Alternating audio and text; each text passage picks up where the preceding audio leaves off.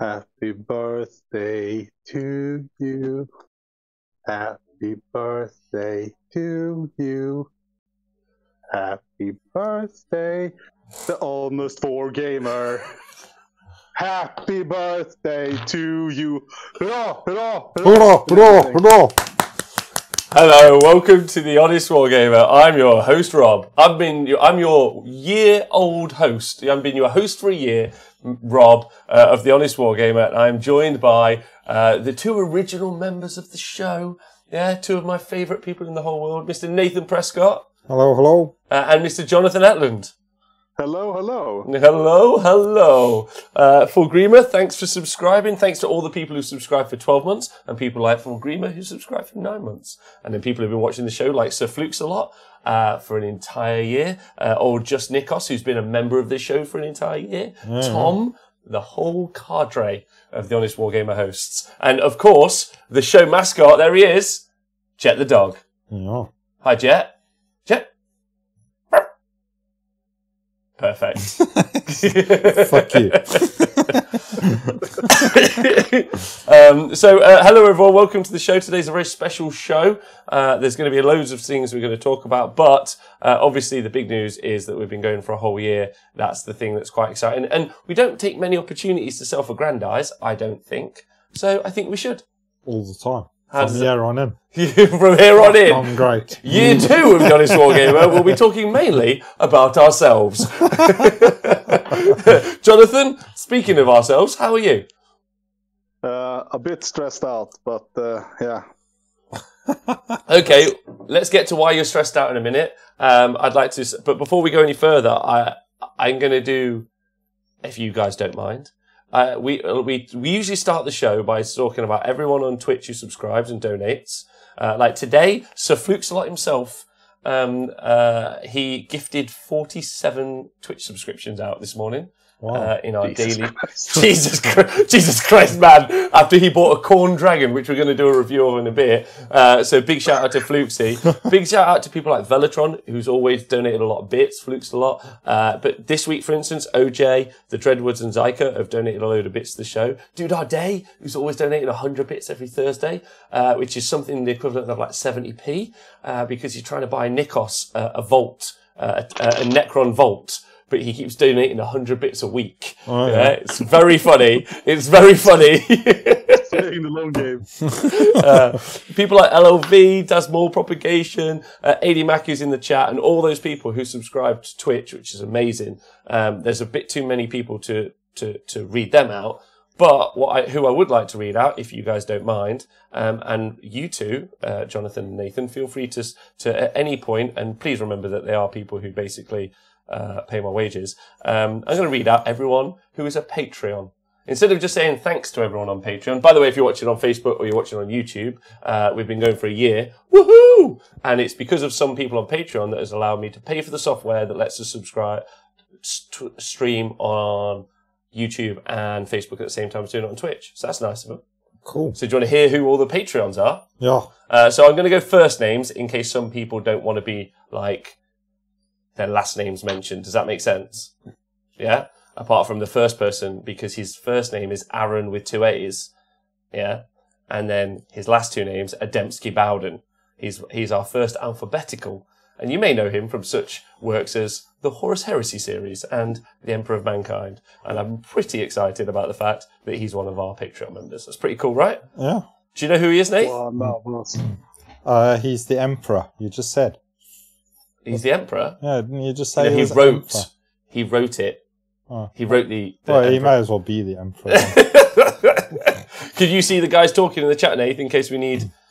Yes, I can see the first brain squig has just greeted us. Namaste. First Brain Squig is actually going to the doubles event this weekend. He thought he'd escaped me, but a lovely gentleman on Facebook who's a Chaos Dwarf player. Shut your mouth, Jonathan, shut your mouth. Don't you fucking dare say anything. Not even another person that's got a pretend army.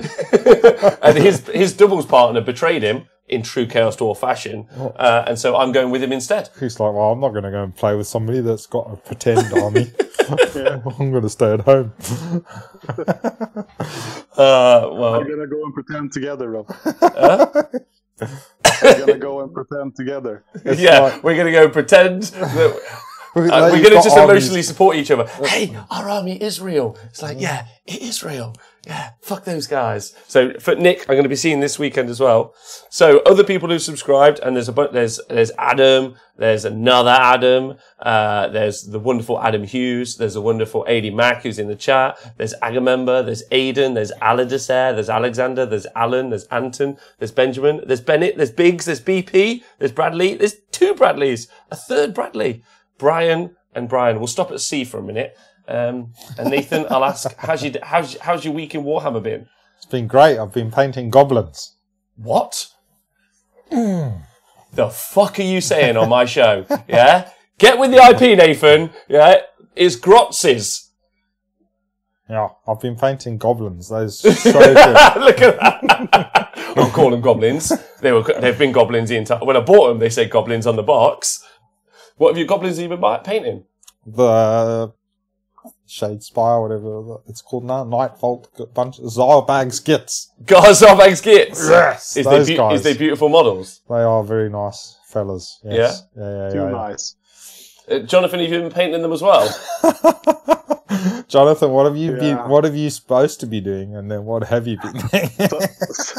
So I'm going to a tournament this weekend with my spicy Caradon list. But instead of building and painting Caradon, I've been building and painting grots. So this is how grots work as a grot block. Wait, have you got a painting block that's called a grot block? Yeah, man. At the moment, I got real life blocked from those sons of bitches. You sounded genuinely so upset. Yeah. Now I have to build and paint 18 riggers, 10 thunderers, and an encounter before the weekend. Friday. Life's great. What's really funny is I saw a picture of your grot on Twitter, so you've had no stress. You've been like, yeah, you know. I painted them all weekend now, and I enjoyed it. And you don't care who knows it? Yeah. No, not at all. You didn't enjoy it? I did enjoy it. I couldn't put them down for the whole weekend, man. They're great. They're great models. Yeah, they are really good. I wonder. I think I'll pick up another box as well, but of normal Moon Clan. Oh, okay. All right. Well, there's some spicy. As people know, it's hashtag Orktober. Very thin on the orcs, really, through October. But I've heard that it might be hashtag Grotvember. Oh, nice. Let's hope. Oof, nice. We can always hope. At least they got those sweet dice out on the... Well, what, the orc dice? They fucking suck, don't they? JD Esquire, thanks for subscribing to the knee stabbing gang. But they weren't that bad, though. I mean, if you compare them to the Idoneth dice, which I bought 2 or 3 packs of. Yeah. Did you buy... They're pretty good, actually. The Idoneth dice are just... The Idoneth dice are the worst. We should do a show on what are the worst dice currently made by Games Workshop. Let's do a show on that. Idoneth dice. The Nighthaunt dice. The Nighthaunt dice. No. Idoneth. Who makes transparent dice so you can see all the numbers on all the sides? And then they don't put numbers on; they put squiggles. No. You need a decipherer to look at them. I changed my mind. The worst dice are comfortably the scenery dice, where you've gone from dice made by an external person that just have the names of what the scenery is, and then you have dice with symbols on, which whenever anyone rolls them, I'm like, dangerous, damned, damned, damned, damned, and everyone's like, that's not what they mean. I'm like, no one knows what they mean. Anyone barely knew what they were when it had the fucking names on. Oh, no, it's easy to know from the symbols. Some people, that's our original languages are just symbols. Paul UK says the beasts are unintelligible. Spleen Thief, thanks for subscribing. Thanks to everyone who subscribes. Talking about people who subscribe. Yeah, check out these people who have been Patreon members, sometimes for weeks, sometimes for a year. Canhammer, Charles Black, Cameron Richard. Oh wait, I shouldn't be saying second names. Sorry. Charles, Christian, Christine. I fucked up 3 times then. Christopher, Cody, Colin, Daffyd, 2 Ds.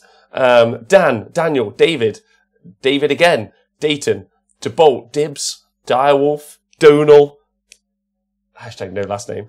DJ, DJ Batman is his actual full name. LT, Francois, Fulgrima, Gareth. Gareth has been a subscriber right from the beginning. Another Grant has been a subscriber from the beginning, and he's rubbish with Imperial Knights. That's right, I bet he's okay with Nighthorn. Greg, Isaac, Jack, Jake, James, another James, Jason. He sounds like he's from a foreign country. Jaster, Jeremy, Jiwan. Who, Jason? Yeah, his last name's all fancy. 2 different Johns, 3 Johns, 4 Johns, 5 Johns, another John, last name Green, runner of the Bobo event. Thank you very much, Mr. John Green. Jonathan, who's currently on the call. Thanks, Jonathan. You're welcome.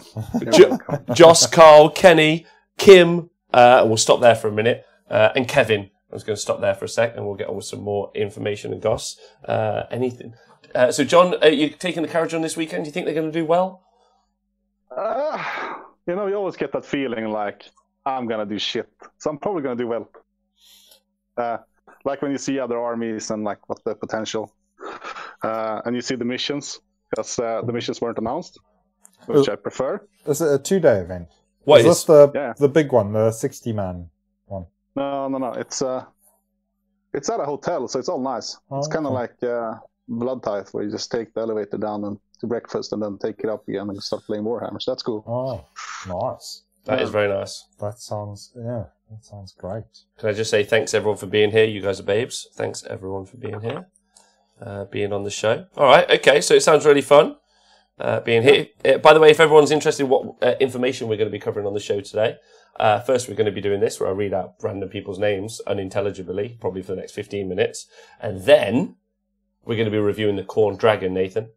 Yeah? And then we're going to be doing some of the stats from the show.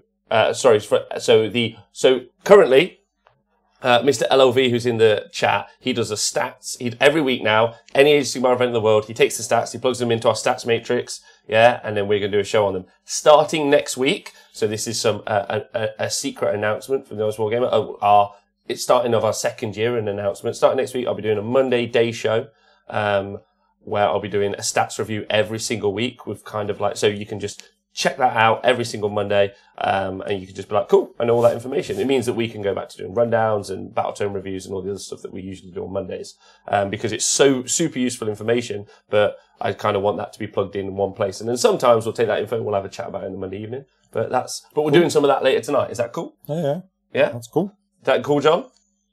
Yep. And then what we're going to do later on is we're going to wax lyrical about what a great year we've had. Yeah, we're going to just talk about shit. We'll talk about Slanuel Jackson. Yeah, we'll talk about that time Jonathan went to the toilet while we're on the stream. Yeah, that's right. Yeah. I want to hear a secret. Yeah, go on. I do it every show.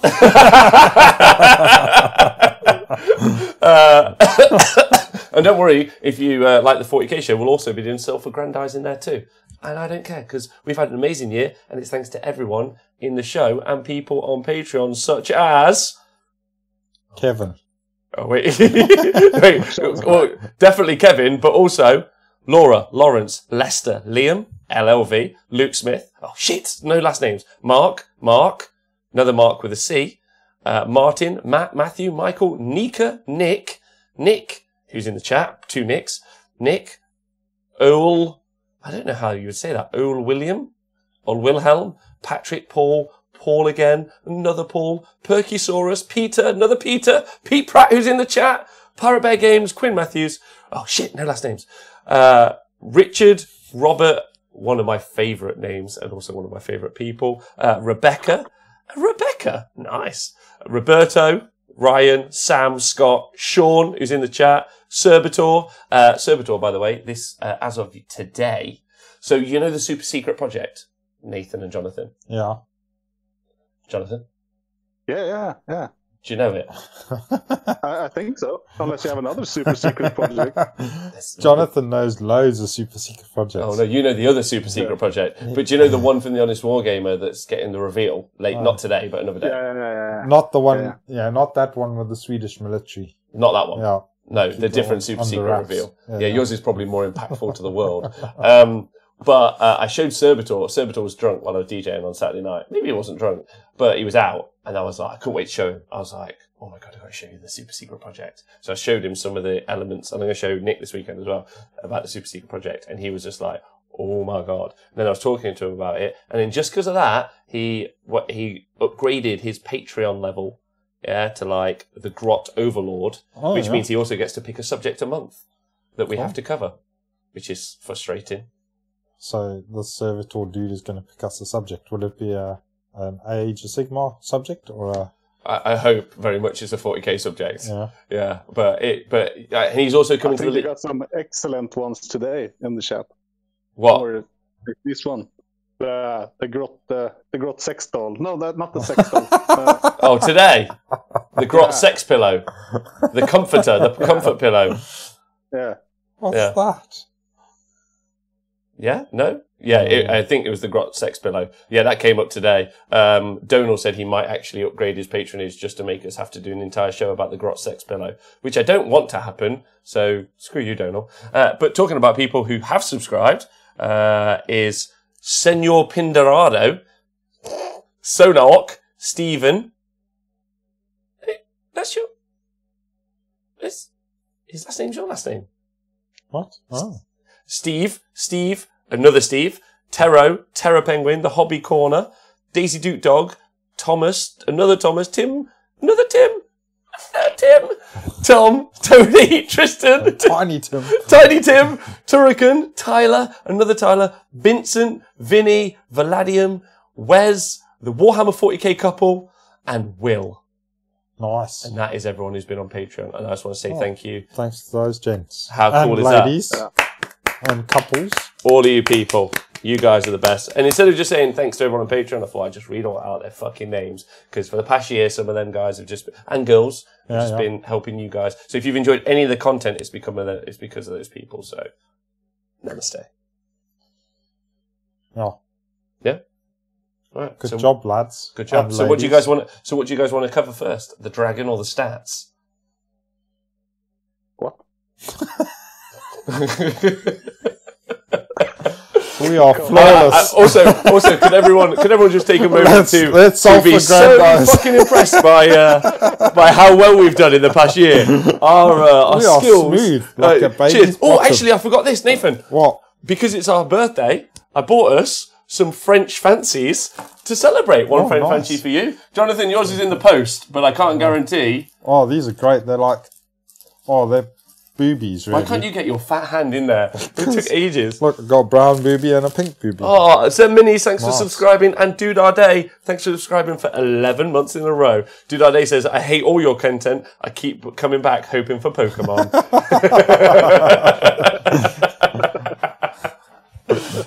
They're just round the corner, dude. So what do you guys reckon? Sinise, yeah, I'm last. Do you guys want? What do you want? Do you want to do the dragon? Yeah, let's do the dragon. Fucking If you guys out there don't know, there are some news and reviews last weekend, Friday. Forge World released one of their first Age of Sigmar models in quite a long time. Very exciting. Yeah. I've got it up here. I came back for Fishmen content. Hold on. Yes, so they released a dragon for Age of Sigmar. Very exciting. So, first question I have before we go any further, Nathan, my question. It's only the Mark of Khorne, and it's a special named character, so you can't take more than one. My question is... We're perfect with the Chaos Force. My question is, how fucking stupid a Games Workshop out of 10? 8. Can I just say Tristan Gray has just subscribed on Patreon for $1. He's given us $1 a month to buy ourselves French fancies. Oh, he's what's fancy a man. French fancy? What's that? A French fancy, Jonathan, is a kind of cake made by the Kipling Company, as seen here. We aren't sponsored by Mr. Kipling yet, but if anyone happens to know Mr. or Mrs. Kipling and would like to get us some French fancy sponsorship, we'll take it. It's like a square. I can also tell them that their company doesn't sound very French. No, it's English. It's a little square cake, like a spongy cake thing, with covered in icing, and it's got like a little nipple in the middle at the top. I don't know what the nipple's for. Yeah, and they're quite sweet. So yeah, nice. They are very cool, and they also have exceedingly sweet. They come in 3 colours, and there are pink ones, yellow ones, and brown ones. And Nathan didn't pick a brown one. Oh no, he did. Pink and a brown one. Wait, you picked a pink and a brown? Okay, nice. I see you got a yellow one. Is that your favorite color combination, Rob? In women, yes. Right. Oh, Dude Our Day. Thanks so much. Dude has donated 1,000 bits, and it's because of people like Dude Our Day that allow us to do the show. They're cake bits as well. They are. What are they for cakes? Oh, look, there's a picture of a cake. Oh, it says birthday. Oh, look. Fucking, this is the best. He's a clever lad, that guy. Aaron Wilson wants Mr. Kipling breakdowns, the content we all want. My question to everyone in the Twitch chat, Jonathan and Nathan, before we talk about the Khorne Dragon, I'm sorry that we're not rattling on with it and there's too much preamble. Which of the French fancies taste the best? Or do they taste the same? I'm going for a yellow. Yellow ones have definitely got a lemony, drizzly type thing to them. I wouldn't know because the Swedish Post fucked mine up. I didn't get it. It's true. Expect it in 7 to 8 business days. The Swedish Swift Talk agents fucked it up. I won't get it. Swift Talk agents. Zemini's going for pink.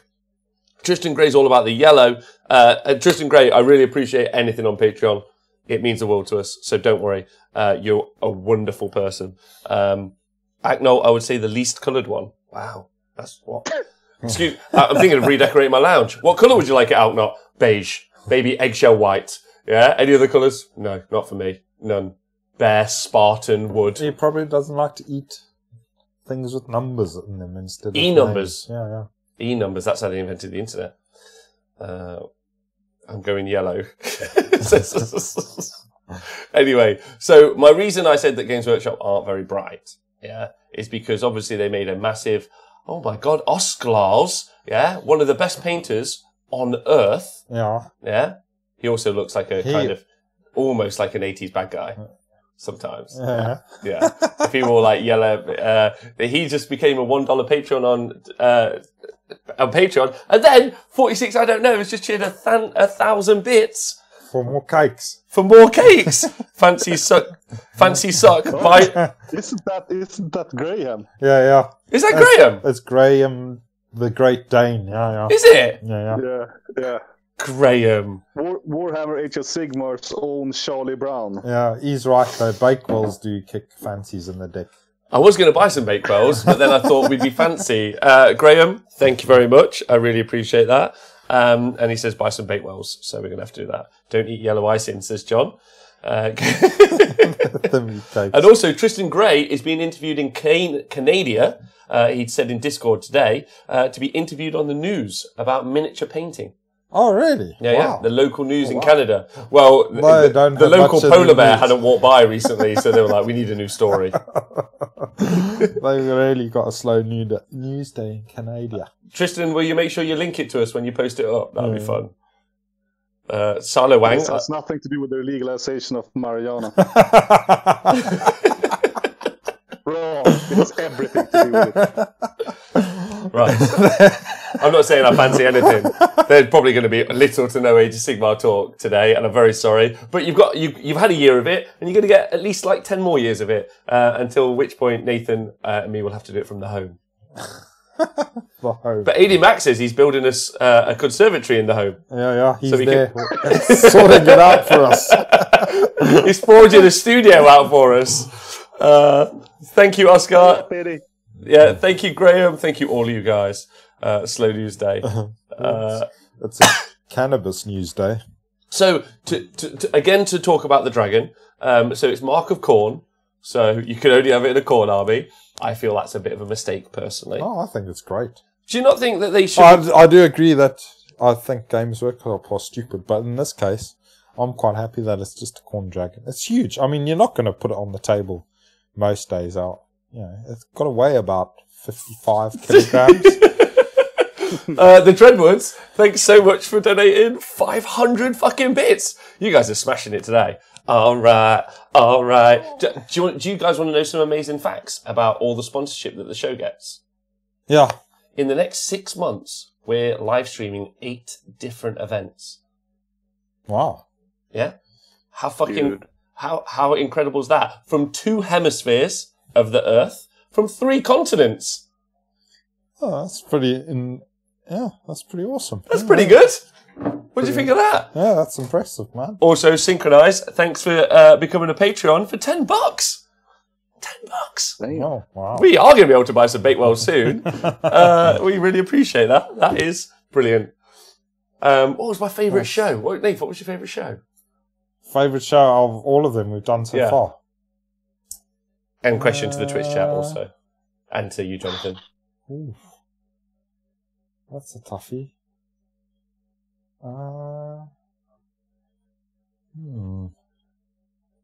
Trying to think of ones that stood out. I like the one where you called all of the Death Faction pussies. Dry pussies. You called everyone in the Death Faction pussies. I was like, wow.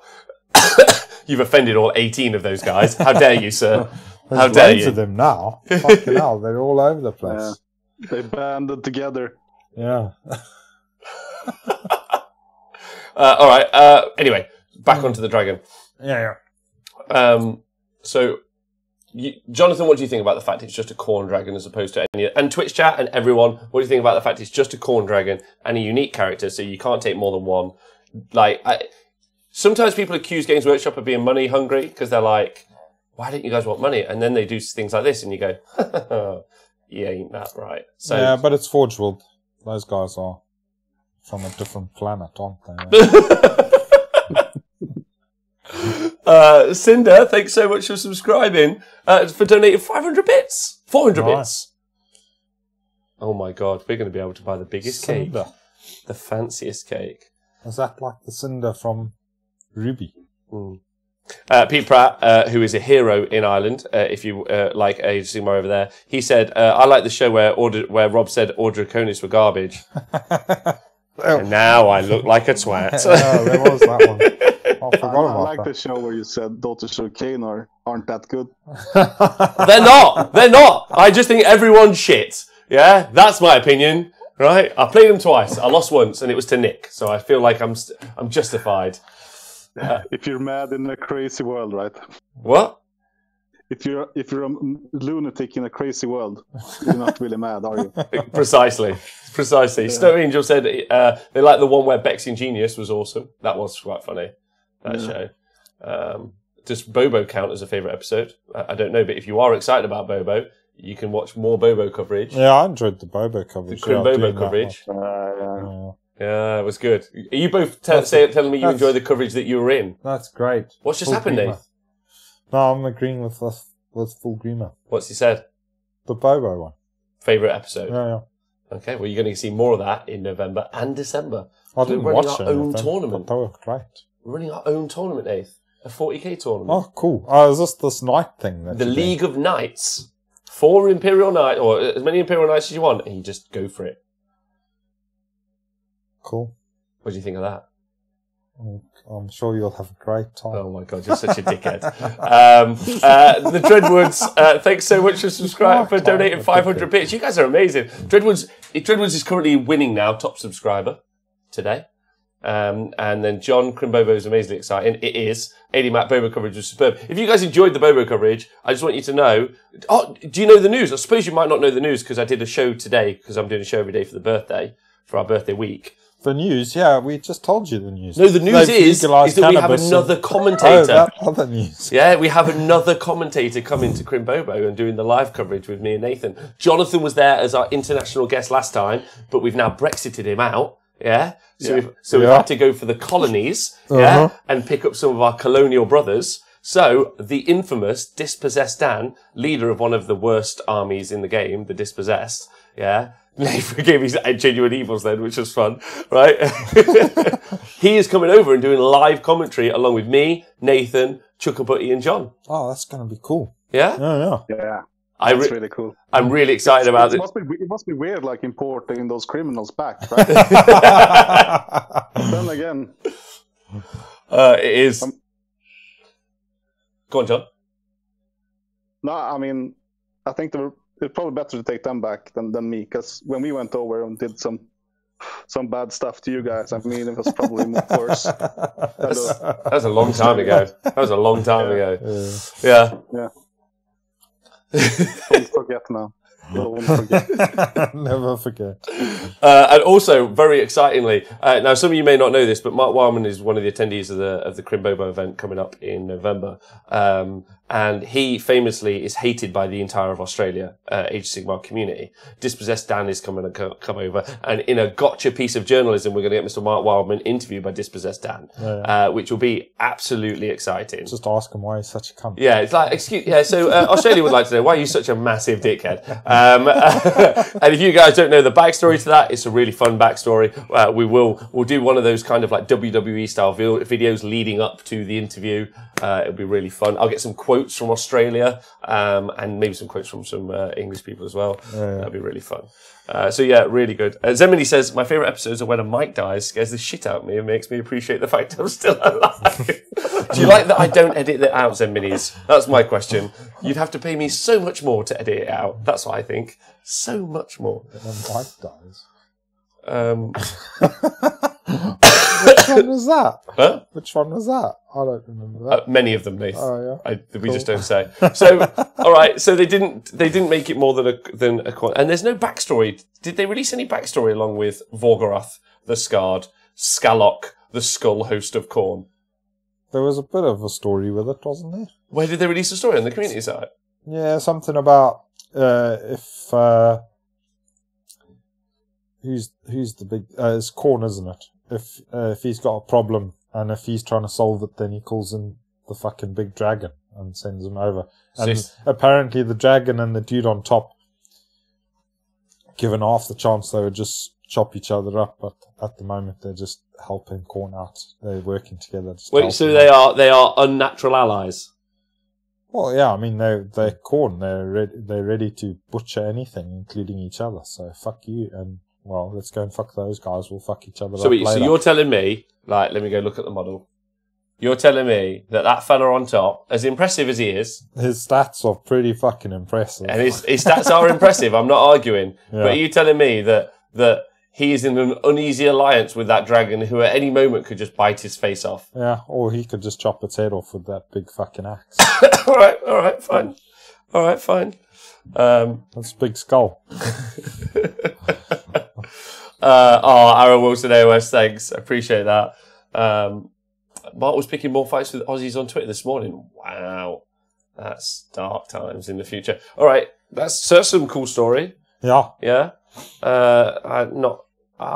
Hey, whoa. Oh, thanks for joining the knee stabbing gang again for 2 months in a row. Happy birthday. Also, shout out to Heywo. He's my favourite Age of Sigmar content producer who's not us. Cool.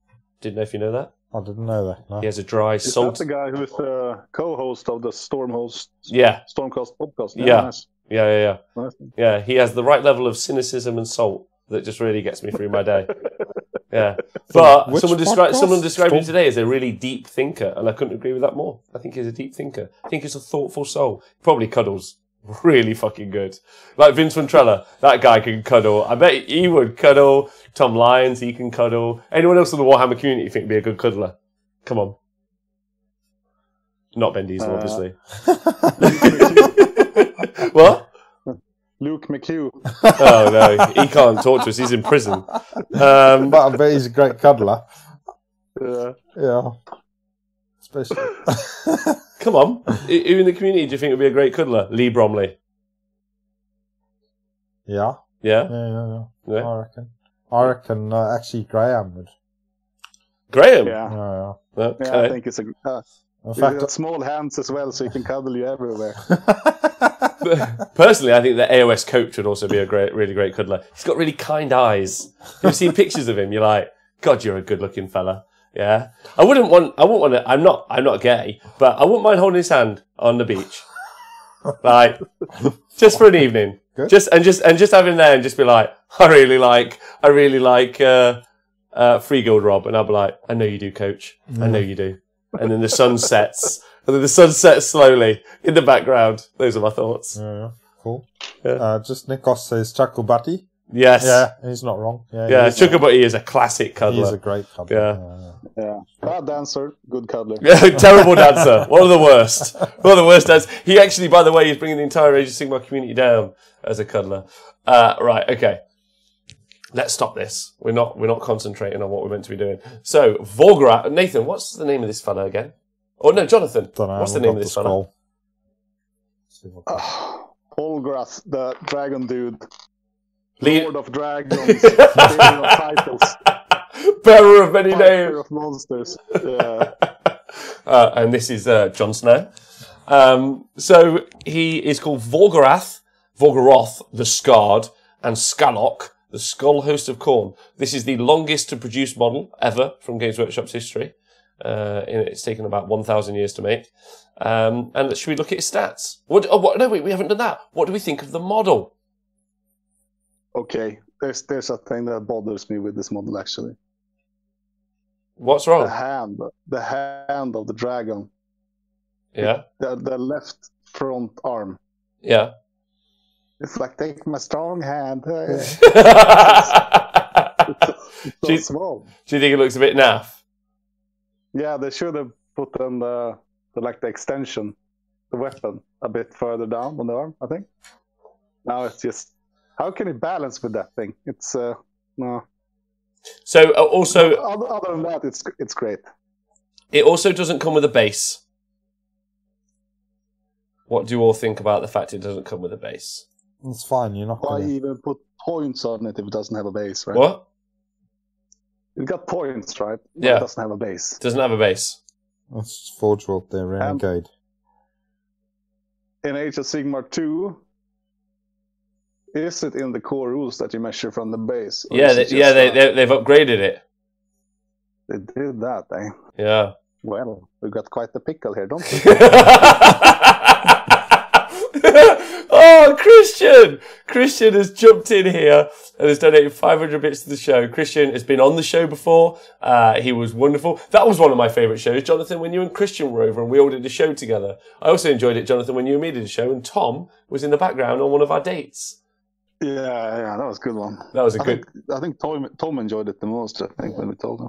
I think so too. That show that we did downstairs in the bar. Yeah, by the bar. That was pretty sweet. That was a great show. Yeah. And Christian was there. So thanks, Christian. I hope you're well.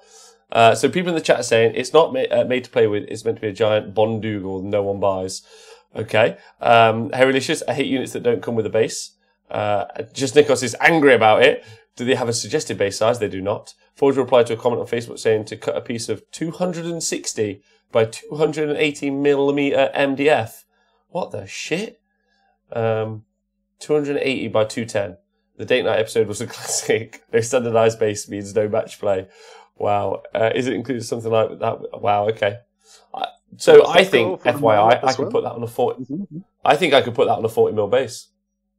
Go for it. I think I could put it on a 25 mil. Stop me. Stop me right now. Somebody stop me. Mate, it's impressive, right? It's massive and impressive, I think. Yeah. I think that's kind of cool. I mean, it would be amazing to see on the tabletop, but... What? Gemma Nurgle has just donated $35 to the show and said happy birthday. Thanks to that, Gemma Nurgle. Ah. Man. Yeah, I'm so conflicted by that name, Gemma Nurgle. It's like, Gemma, a lady who watches the show, I'm really happy. Nurgle, now I'm worried. But if you're into Nurgle, that's great. And thank you. Appreciate that a lot. That's very lovely of you. Should we spend that $35 on... We should spend it on the internet? Yeah. Yeah. Little secret that no one knows is we haven't actually paid our internet bill in the entire year we've been running. And it is massive. Yeah? It's like a loan we're taking out, but we're not paying back. We're just ever increasing its depth. So thank you very much. We'll spend it on that. Anyway, I like the model.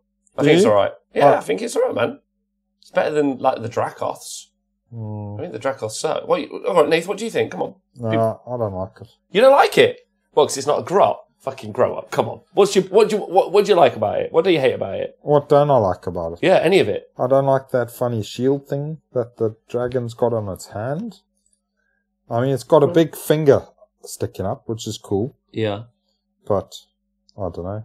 I don't think I like that. Yeah, I don't know. But it ties in with I'm impressed by the guy's throne thing that he's had on. Yeah, it's a bit shit, isn't it? Throne of lies. Also, I don't feel like if that guy was flying at the... if that guy was flying really fast, I don't think that throne is passing health and safety. Do you? Don't know. I don't know. It's a dragon, but it's not. I don't know. There's too much shit on it and stuff. It's not my cup of tea. I can see some people will like it, and that's fine. And I'm sure it probably looks better when you get your hands on it than what it looks like in the pictures. But it's just not my cup of tea. Yeah. Sometimes the paint job does make a big difference as well. That hand is the same as Skarak and also the Mazal the Butcher. They've got this kind of thing about putting like blade type things on the hands of the core models they produce as a thing. But yeah, I can definitely see that hand does look a bit derpy. I just want to say, Tiny King says happy birthday and thank you, Tiny King. And Speckles has also donated 1, 2, 3, 4, 500 bits to the show. And Speckles has been on the show and was mentioned recently in a Rage of Sigma podcast. You should all listen to episode 3. They called him all sorts of things. Speckles. Sigma games he lost. 500 games. But he has won 1 against AD Mac, and we should all remember that. Yes. All the time. Archean, speaking of Nurgle, you sound like your Nurgle's rot is gone. Yes, I am starting to feel better, which is great. And Flukesy says, well, I like it. I think it's impressive when you use it. And so I'm keen for it personally. And they did that thing, didn't we talk about it? They've done that thing where they've made it 1,200 points, right? Which I think is amazing. Like, that's exactly what we were saying. We did a show once where we talked about like all the gods, didn't we? Like Alariel and Nagash. And we were saying that we really think that there should be like maybe even 2 versions of them, like they're half trying, they're not even bothering mode, and then the god mode, because interestingly, this guy now is more points and therefore you would assume more powerful than Nagash. Yeah. It's pretty crazy, right? Yeah, exactly. So yeah, I mean, when you're playing with Nagash on the table or something like that, you really want it to be like an aspect of Nagash or something like that, rather than the actual God of Death. Yeah, you would think the God of Death would be able to slay like 30 grobs. Kick ass. Yeah. Yeah. No. Well, you might be able to slay this one with a 50% chance, right? Yeah, you can slay this guy, definitely. And then everyone's saying, I heard Speckles finish above the other Honest Wargamer presenters at the GT finals. That's true. He's the bestest of them. He is the bestest of us. He is the bestest of us. But AD Mac says Speckles is ace, and he says, fuck off. Altruist, hi, love the content, keep it up. Thank you so much. Alright, so, in the game, 1,200 points. Are you guys happy about the fact that they've gone like, there's this model, it's not really for match play, you can stick it in match play, but he's so many points, he does so many ludicrous things, we'll get to whether or not that's true or not, that, you can take him in your match play game if you want, but it's massive, and we're kind of pointing it like he's massive. Yeah. I guess it's the equivalent of, in 40k, you've got those big knight things. So you've got the Reaver Titan, and even the Warhand Titan. Yeah, the ones where you build the legs backwards and all of that. I built the leg backwards, 1 leg backwards, not 2. Those things. But you don't see those on the table all the time, do you? Or do you? I don't know. No, you don't. You can't actually use them in match play in 40k. Yeah. I'm happy with the fact that there's some models that you don't not really expecting to see a match play, which is cool because there are other ways to play the game, and some of them are really cool ways to play the game. Jonathan? There are players out there, I think, will play for shits and giggles, right? Yeah. Like Flukesy. I think it's good that he can play. I mean, the rules are quite good for him. Yeah. When we get to that, but I also think like it's good that they put a high number on it. I think as well. I agree. Mean, he's not quite the level of a Titan, is he? No, because you will see him in some games, and it's going to be cool. Yeah, I agree. Yeah. I agree. I like it. I like that they've done that personally, instead of, because the Dread Saurian I mean, this guy is much bigger than the Dreadsaurian, but the Dreadsaurian compared to other models in the game is ludicrous. And if we take the War Mammoth that I took to the heats at the weekend, like I now have to go and rebase the War Mammoth because he's just so fucking big that I'm gonna have to have his tusks kind of going at a 45-degree upwards angle because he just kept like ramming into, like he was unplayable on the tabletop unless I rebuild it a little bit, which is, you know, fine. It's quite exciting, so I really want to put him on a really cool base. But talking about the Dreadsaurian, it's very similar with the Dreadsaurian. Even on like the biggest base, like Archeon's base, when you put him on, it just hangs over the edge, and you really it's really difficult to use in game, and it's pretty crap. And especially for its points, it's crap for its points. Whereas the Mammoth is as big and is really great for its points. Yeah, be cool if it was similar points to this dragon, the Dreadsaurian. That's what I'm saying. Yeah, that would be brilliant. Yeah. But, and then obviously it did stuff like this dragon does. Yeah, fuck stuff up. Yeah. And then gets overwhelmed by loads of grots. That's fine. I want the Dreadsaurian to have like 12 bite attacks that do d6 damage. Just do that. Just be like, bum, bum, bum. Like a hungry hippo. A dinosaur hungry hippo. As it eats the chaff. The little chaff unit of 10 dudes, and then fucking the whole army just jumps on it. Drags it down. It gets him. Then he fights in the shade. And also, last question before we get onto the rules. Who is going to buy this as their beasts from the Realm of Beasts when you're playing in the Realms? Oh, yeah. That's a great call. No, you can't do it because it's a hero. Ah, were you sure? Yeah, I'm sure. You can only take monsters that aren't heroes. Oh, okay. That's a shame. Bruce Hammer, hello. Moaning about your filthy mammoth. Yeah, the Mammoth's great. The Mammoth's not even good. Actually, the Mammoth's being used at an AOS event soon. It's being borrowed by a couple of the Bruces, I think. Potentially. So it must be good if they're borrowing it. And but I think they're not taking it in a Chaos Dwarf army. I think they're taking it in a Beast of Chaos army. Which is fucking terrifying. Even better. Even better. Yeah. Well, I know Gaza P's been looking at them, so they must be good. So, yeah. Hi, Bruce Hammer. Hiya. Buy one and convert into the Hell Pit Abomination. Sold. What? The dragon? What the fuck? That would be great. Oh my god. All right. Okay. So the rules. I think that they didn't include the base just to get the channelize Khorne from the fury that you don't get the base. So you get to be like angry when you buy it, and you get to be angry when you leave, and you get to be angry when you just build it up, and then you just unleash it on the table. That's right there. Full of anger. Oh, Haywo says he he played against a legit mammoth at Dragonfall Con this weekend, and it was with Mark and Urgle. By the way, anyone listening to the show on the podcast, you guys are incredible. Oh, I forgot to say this before we do the rules. I'm so sorry. I've just been so excited all day. Do you want to hear some cool Honest Wargamer stats? Go on then. So we've got 1,800 followers on Twitch. Please follow us on Twitch and let people know about it. Oh, that's loads. That's pretty cool. 2,200 subscribers on YouTube. What? Again, please feel free to subscribe. That's pretty amazing, right? Yeah, that's pretty cool. And something like 70,000 views or something on YouTube, which seems quite good for me. And 250,000 downloads on the podcast. Wow. John? That's pretty cool, right? Yeah. Yeah, you lost me at over 10 because 10 fingers, man. It sounds a lot. So I just want to say, everyone to the podcast who's listening, you guys are incredible. Please don't crash your car or ride your bike off a cliff. That's happened one time when someone was listening, but that'd be cool. Anyway. Wow, that must have been a bad show. They messaged us and they were like, I crashed my bicycle because I was listening to you guys and laughing so much I fell over. Drove my bike off a cliff because of you guys. Right, okay. So this motherfucker, his rules, he's got 30 wounds, and this is what's brilliant. He's got a 3+ save. Right? He's snoring. Check the dog's asleep. So he's got 30 wounds with a 3+ save, which is awesome because obviously he's got the mark of Khorne.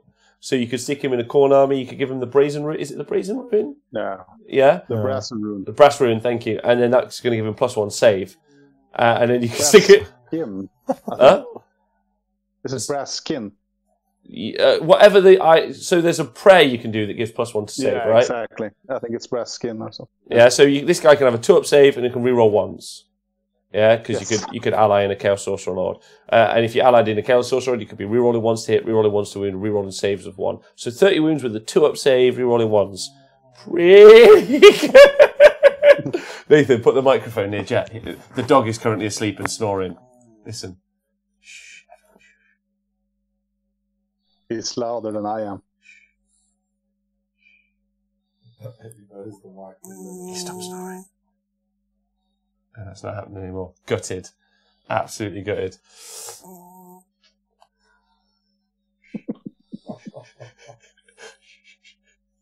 Oh, he's awake. He's licking the microphone now. Oh, okay. All right. Weirdest boner ever.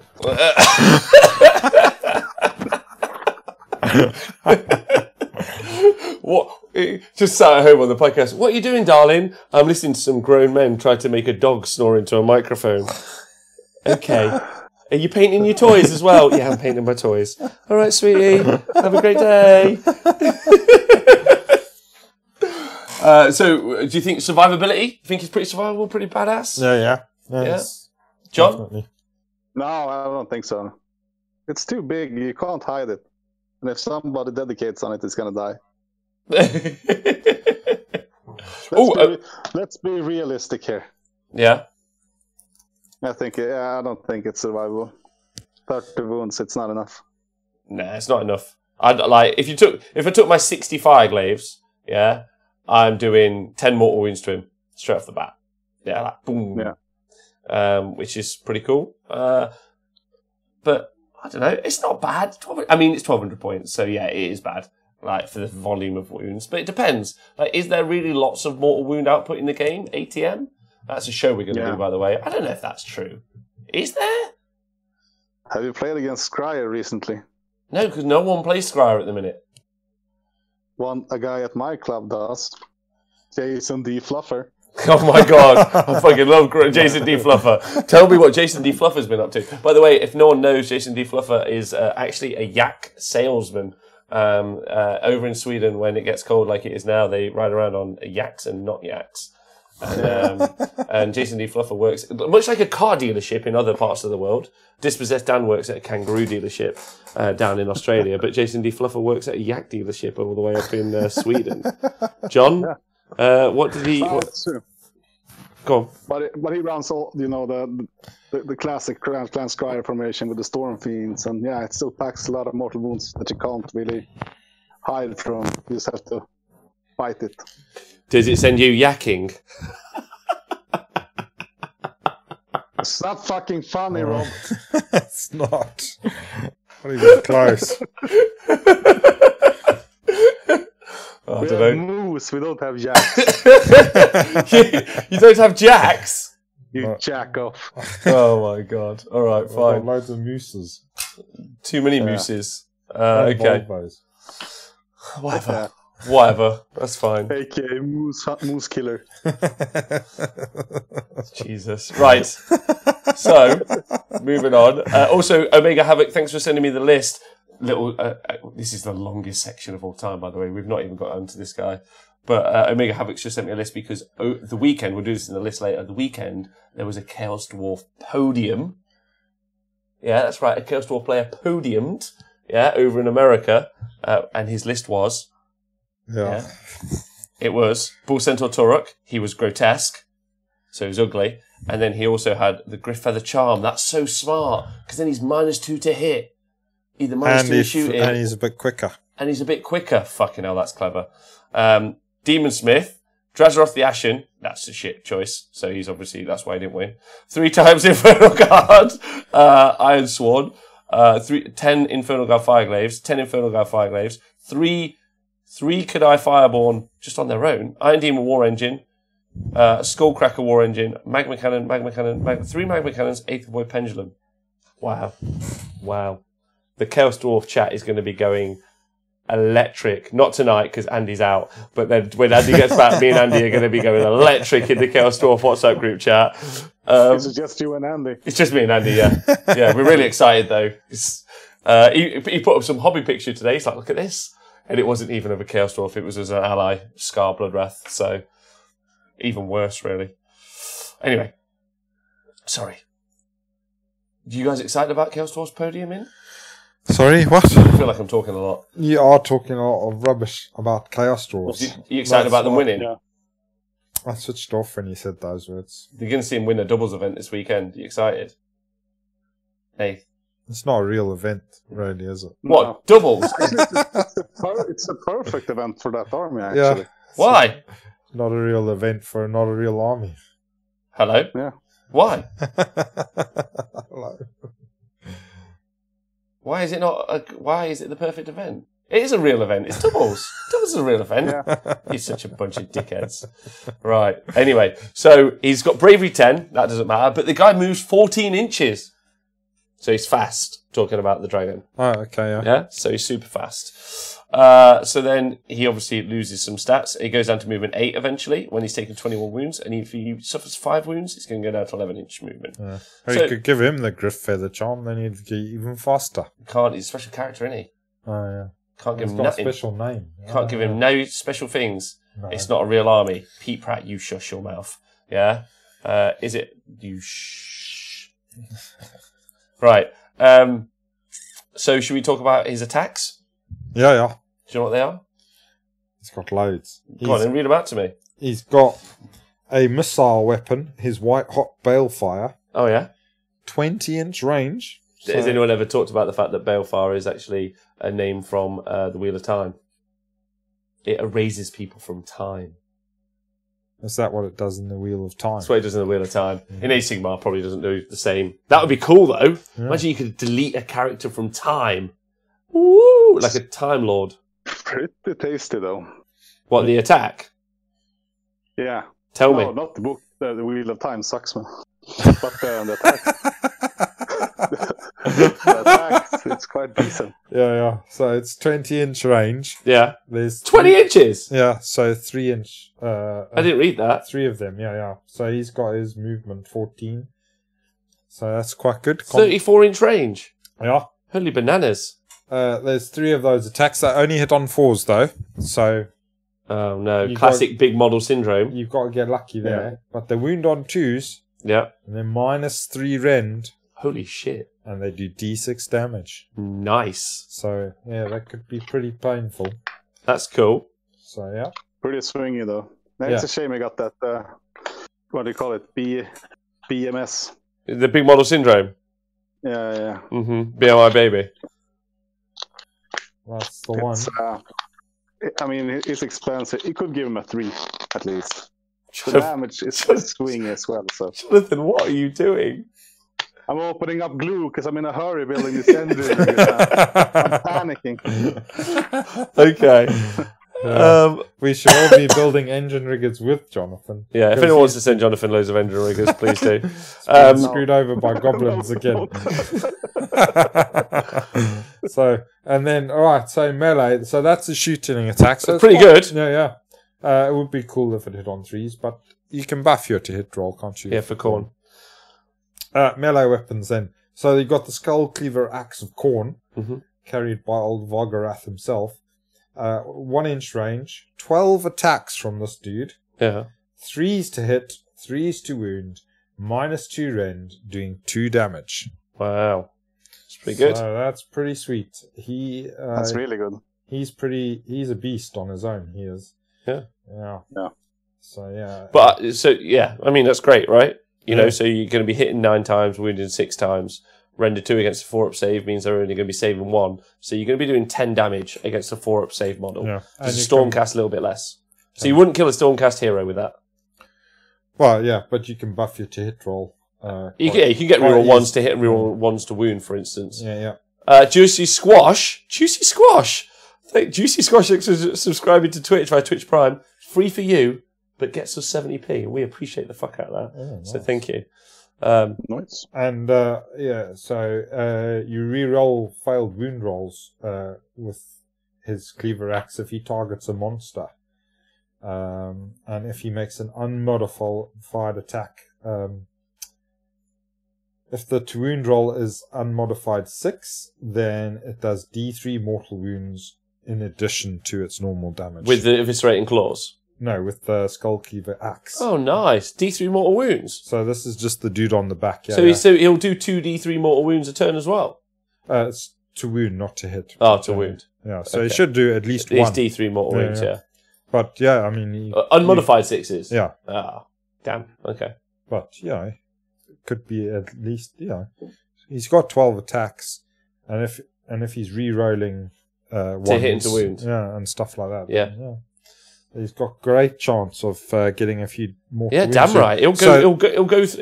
That's like one of the best attacks in the game. Yeah. As for just a dude, that's not the monster. That's just the dude. I think he's. I mean, like, I don't attack how you feel about the narrative, but Vorgorath is not just some dude. He is the king of sitting on top of that dragon. Yeah. But you say what do you say he was Khorne's executioner, or what did you call him? Just he's like the A-team for Khorne. The one-man A-team. Yeah. He's B.A. Baracus of Khorne. I ain't getting on no more fucking dragon. I ain't getting on no more fucking dragon, Khorne. If Khorne's got a problem, and if no one else can help him, then you call Vorgorath. I've got 12 attacks. And Skulllock. Who would be facing that situation? Skulllock. Skulllock. The dragon. Yeah. You want to hear a riddle? No?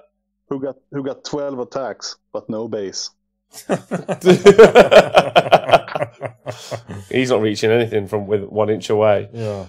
1 inch from nowhere is nowhere. So that's the heroic dude that's riding on the back. So now the beast itself has eviscerating claws. Yeah. Which are 3 inches long.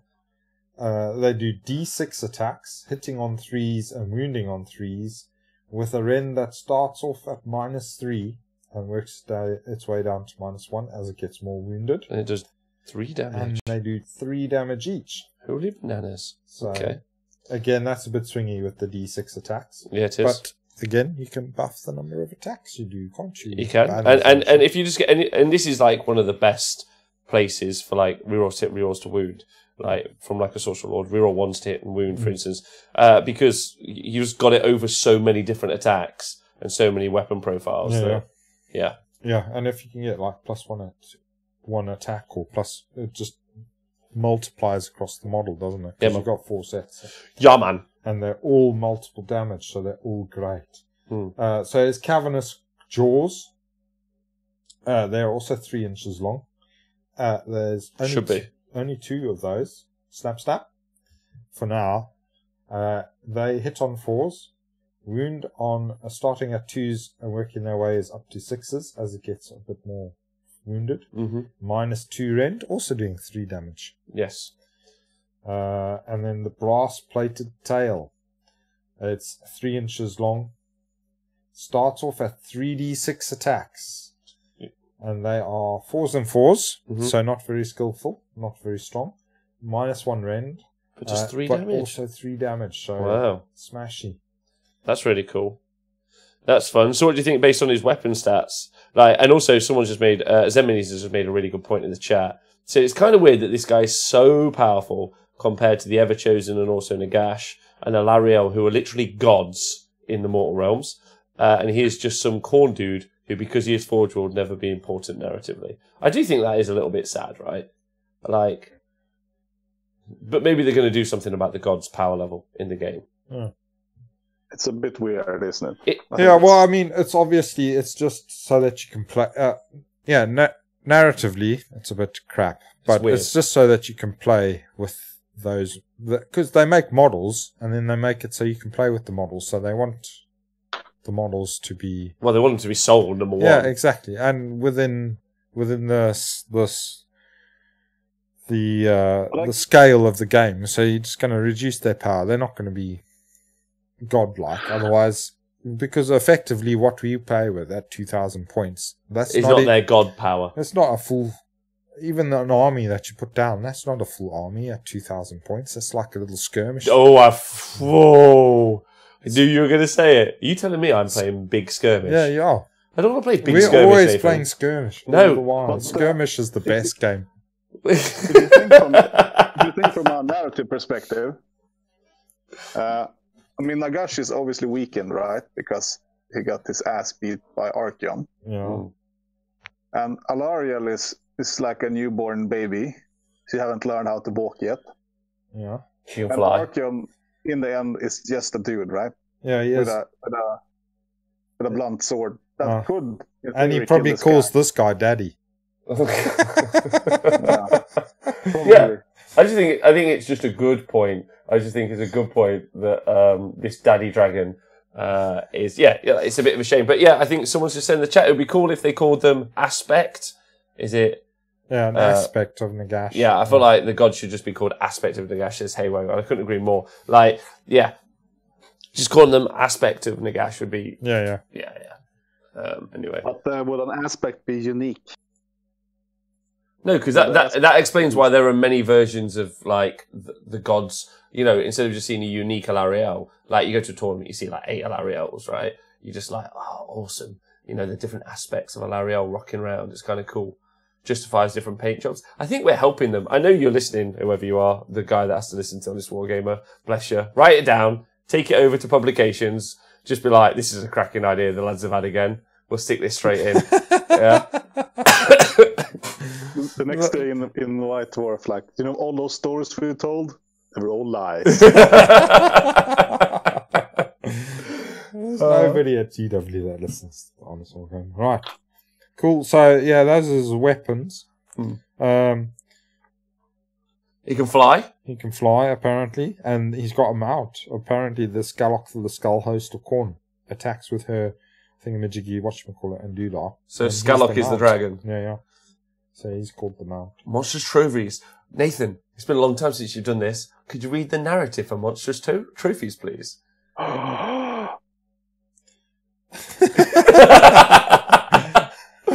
Go for it. A big intake of breath. Well, so that's what I read. I read the rules for that when we were doing his acts. But Monstrous Trophies, then why am I reading this out?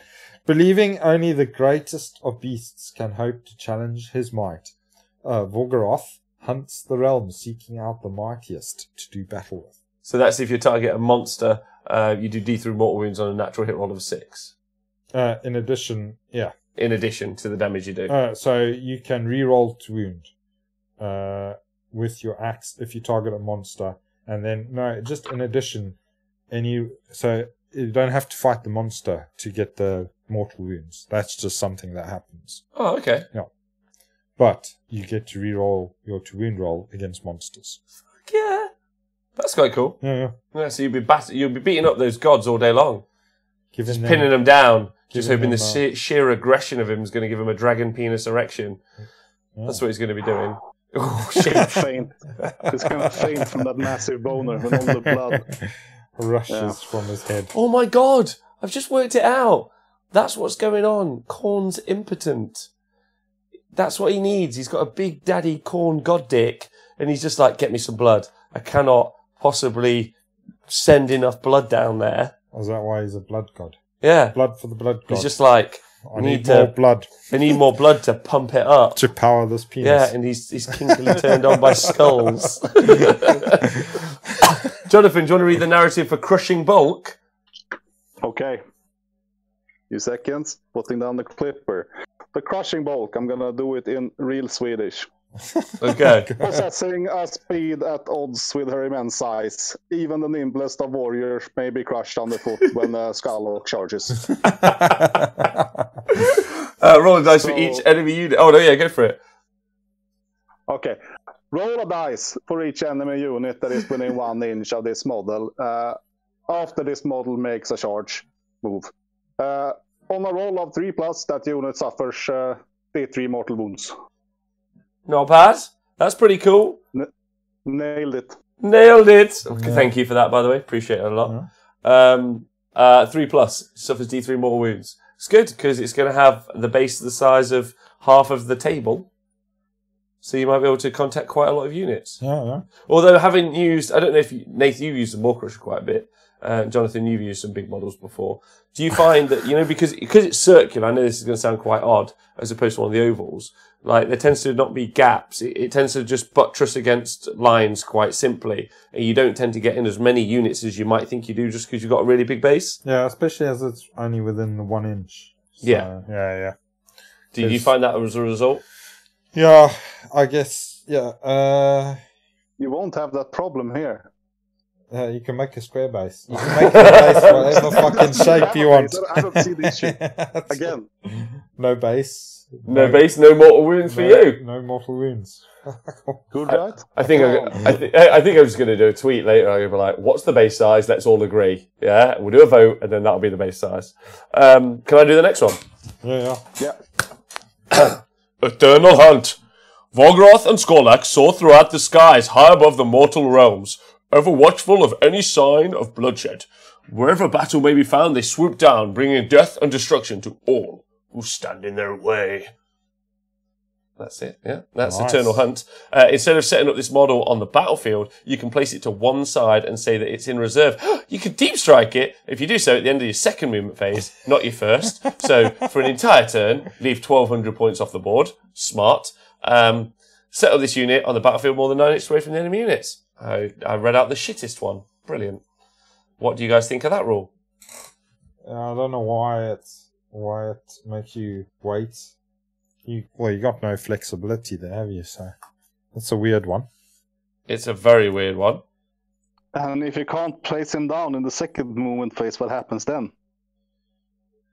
Then he flies away. He's dead. Oh yeah. What if you can't? But I guess you got the option at least. It says you can place it one side, so you don't have to do it. But if you can't, he flies away because the battle isn't worthy of his presence. I shall land. You can't land. I shall leave. Yeah? Good idea. Fuck off then. Don't come back. This is flight 525, looking for landing. So I'd just like to take a quick vote between the Honest Wargamer hosts and also the Twitch chat. Nathan, how many times do you think you should not deploy this model on the tabletop out of 10? 0. Correct. Jonathan? If you're up against Caradron, my list, don't place it on the board, because then it's dead. Okay, that's not helpful. How many times do you think you should just deploy it on the board anyway? 0 so far, because Caradron is dead, I guess. Yeah. But otherwise, 9. The uprising is happening. 1. 0 times. Yeah. You should put this on the board 0. You should always put this on the board. Yeah. You should deep strike it 0 times. Because it moves 14 inches. That's the right answer. I think that maybe. But maybe Jonathan, you pointed out a really good case for why maybe it would be worth leaving your 800 points to suffer all that shooting as opposed to this fella. But yeah. Nathan? Or Hand of Dust or something like that. Yeah, but Hand of Dust can't get him. He's just move far. If Nagash is there, this guy can possibly, in 2 turns, shoot Nagash to death. There's not many things that can claim to be able to do that. Spell Portal and this Hand of Dust, man. Easy. You have to believe. Spell Portal isn't infinite range, it's just far. Not with that attitude it is. Everything can be done if you stop being a bitch about it. That, by the way, Season 2, this is what Season 2 now of the Honest Wargamer, because we've done Season 1, right? Yeah. Year 1 was Season 1, we're now in Season 2. We have a show catchphrase. Yeah. Have we? Yeah, well, I think we've got a show catchphrase, if you don't mind. Yeah. And I'd like to get an okay from you guys, and the Twitch chat, because obviously you guys... so is it not with that attitude? It's not. Any army is a winning army if you stop being a bitch about it. Okay, yeah. That's our Season 2 motto. What do you think? Cool. Yeah. It's good. I heard a motto today, but I think it's probably too dark and dank for this show to have it as a go-to line. Okay. Well, that means we know that it is. That's how we know. Want to hear it? Yeah. Go on. No. Let it loose, my friend. You should hit your child every day. And if you don't know why, he does. You should hit your son every day? Yeah. Your child. You should hit your child every day. Yeah. And if you don't know why, it does. It's Every child is up to some shit. It's the moral of the story. Wow. Okay, great motto, says Matty. Okay, that is a great motto. So every army can win. Tristan Gray says, I vote we take out the bitch part. All right, that maybe we need something more 2018 appropriate. Every army can win if you're not. If you stop being a snowflake about a snowflake about it. Straw poll. That's it. It's decided. Is the new catchphrase stop being a bitch about it or stop being a snowflake about it? It will be decided right now for an entire year in the Twitch chat. Votes now. Nathan, what's your vote? Snowflake or bitch? Snowflake or bitch? Bitch. Okay. Also, you can feel free to swing vote vegetarian. Jonathan. I'd go with bitch as well. I think it goes for everybody. Thanks. Pansy. Millennial. Huh? Millennials. Millennial. Oh God. Vegan. That's been voted for. Postmodern neo-Marxist says in the UK. Brainswig says snowflake. Pirate Bear Games says snowflake. Haywo's still about vegan. So that would be funny because we'd be particularly attacking Darren Watson just for his existence. JJ number 10, thanks for subscribing. All right. You guys are brilliant. Thanks so much. So, by the way, I'm just going to screen cap this part of the show. In the Twitch chat, I'll be like, so we've been running for over a year, and sometimes the Twitch chat gets really quite fun. And I'm just going to show this bit cycling for like 10 seconds of either snowflake or bitch being intermixed when I make the trailer video. Bellend, Grot, Biatch, Wet Nelly, Vegan. What if we said Stormcast? What if it made it IP relatable? Every army's a winning army if you stop being a Stormcast. Nah, that's rubbish. That was lame. Cockwomble is very good. Yeah, Cockwomble's great. So, next ability, Nathan. Fettered servitude. Vorgoroth demands unwavering obedience from any of Khorne's followers that are in his presence. Can we get a redo? I feel like you're not doing it. I know Nathan's got some acting chops. I've heard it.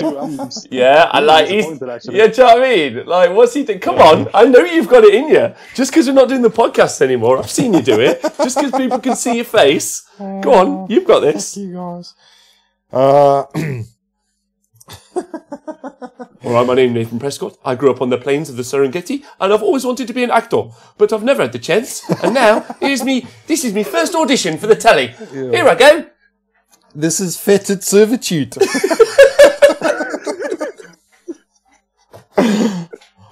Vorgoroth demands unwavering obedience from any of Khorne's followers that are in his presence, and will severely punish any warriors who show the slightest sign of fear. That's just. Hi Nathan, it's your agent. Yes, sorry, you didn't get the part. Fuck! Show me the money. Superb, Nathan. That was superb. That was fantastic. Cool. Everyone in the Twitch chat saying this is great. Andy Dunn says you sound like South African Drax, which is great. Also, hi Andy Dunn. Also, Andy Dunn, big fan of the review show we did about the hand dryers at Warhammer World. Yeah. Moon Tyranid, hi. Welcome to the show. But anyway, sorry, Nath. Please carry on. Okay. So before you take a battle shock test for a friendly Khorne unit, wholly within 12 of this model, you can say that this model demands unwavering obedience. If you do so, one model in that unit is slain, but you don't have to take a battle shock test for that unit in that phase. If you do not do so, though, and the battle shock test for that unit is failed, add D3 to the number of models that flee from that unit. So basically, just you're immune to battle shock apart from one. Yeah. Yeah, so only one model runs away. Or risk it and have D3 more run away. Yeah. If you can fail it, yeah. Okay. But normally you'll have a fucking banner anyway, so you won't be taking them anyway. Yeah. So. Blood Secretor he's talking about. Yeah. Okay. Yeah. The Dyson Airblades are great. Bacteria sprayers. There's some hot. By the way, apparently the review of the hand dryers at Warhammer World has become a hot topic in the Warhammer community. I've seen over 18 different posts on DakaSpikybits.com. on hand. Yeah, I think it's great that they changed them. I mean, as I wrote in that show, those air blades are actually spreading the poo around. I read several reports on it because of the wind. And people don't, how you wash your hands, right? You do it, but just for showing, right? You don't really do it. You just dilute the shit, and can I ask then the air blade just sprays Yeah. So it can I ask you a question? What you're saying is when you put your hands into the air blades, you're blowing all the poo that's on your hands around. That's what you're saying. And you've just wet the poo. And you've wet it. But my question is why aren't you going to the hand washer, washing your hands of all the poo off them, and then just drying the clean water off your hands? You don't wash your hands of all the poo. You just dilute the poo and spread it around your hands. That isn't how it works. And then you wash it. No, that's... You don't see the poo, Rob. I'm learning so many things every day doing this show. Okay. I'm fine. I'm doing 350-mile round trip tomorrow to Warhammer World to see the hand dryer. Says Volley Fire Andy. No. And now you don't have to get pink eye. So good for you, man. Please take a photo of it, Volley Fire Andy. Make sure you tweet it. They're now famous. Every time I go to Warhammer World, I'm going to take a picture of those hand dryers and go, these fucking... I'm going to name them. There's 2, isn't there? I'm going to name them. I'm like, I don't know what to call them. We'll name them. We'll do something off-brand. I don't know. Anyway, yeah. So if anyone ever wants to tweet at The Honest Wargamer with a picture of the hand dryers, no context, just put at The Honest Wargamer on Twitter or on Facebook, picture of the hand dryers from Warhammer World. Just take a picture, upload it. The newer spreaders. No, that's the old ones apparently. But John, don't you just wash your hands? Oh, Juicy Squash has just become a new Patreon member on Patreon. How cool's that? I mean, sometimes... it's really cool. It's really cool. But thanks, Juicy Squash. If you're in a hurry, you want to get back to gaming or whatever, you can't really prioritize the time it takes. The time it really takes to get all that poo off. I didn't express this last week, but those hand dryers take forever to even turn on. And when they do turn on, the new ones, it's like, Andy, you shouldn't have turned up. This is your fault. You can't turn them off.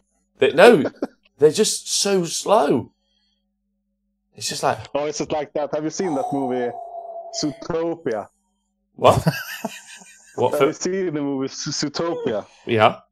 It's like one of those animals called the slow ones who works at the bank. It's one of those... A sloth? A sloth sitting in there, clawing at you. Oh, weird. Weird. Yeah, don't poop on your hands. That's what I say.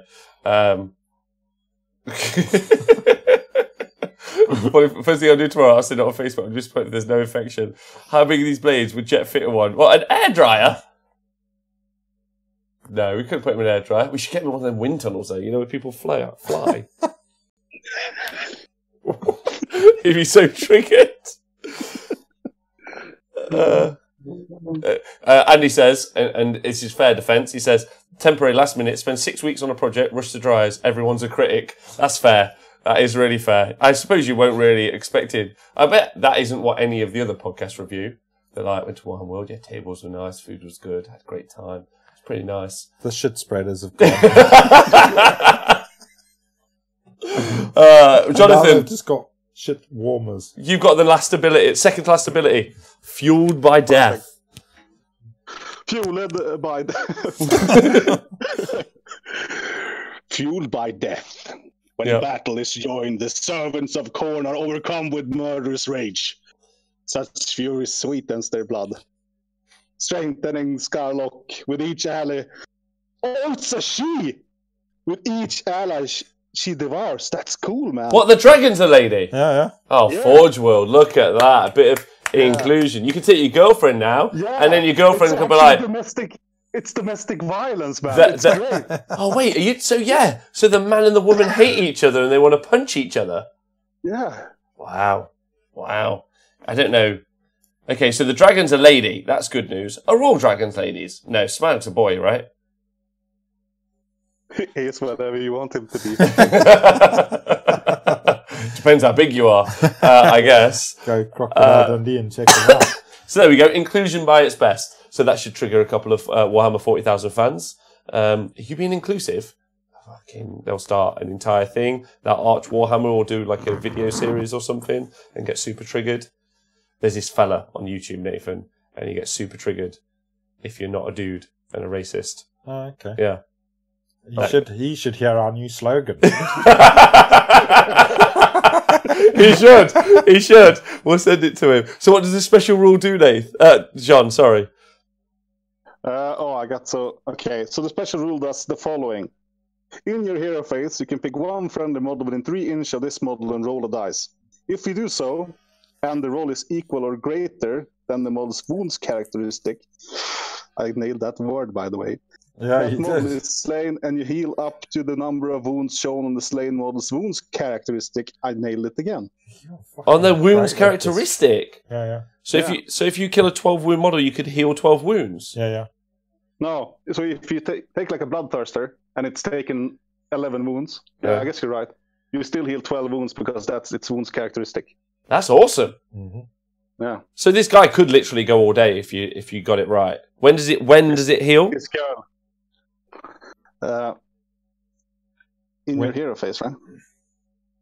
In your hero phase, pick one model within 3 of this. Yeah. That's not bad. You have to eat one of your models, not an enemy model. Your hero phase, pick one friendly model. So you're just like munching your dudes just to power them up. That's all right. So but why wouldn't you munch the enemy dudes as well? Woman driver. No, it's not a woman driver. It's just the only sexiest joke I can think of, and it wasn't even relevant. I just needed to make one. That was wrong. Yeah.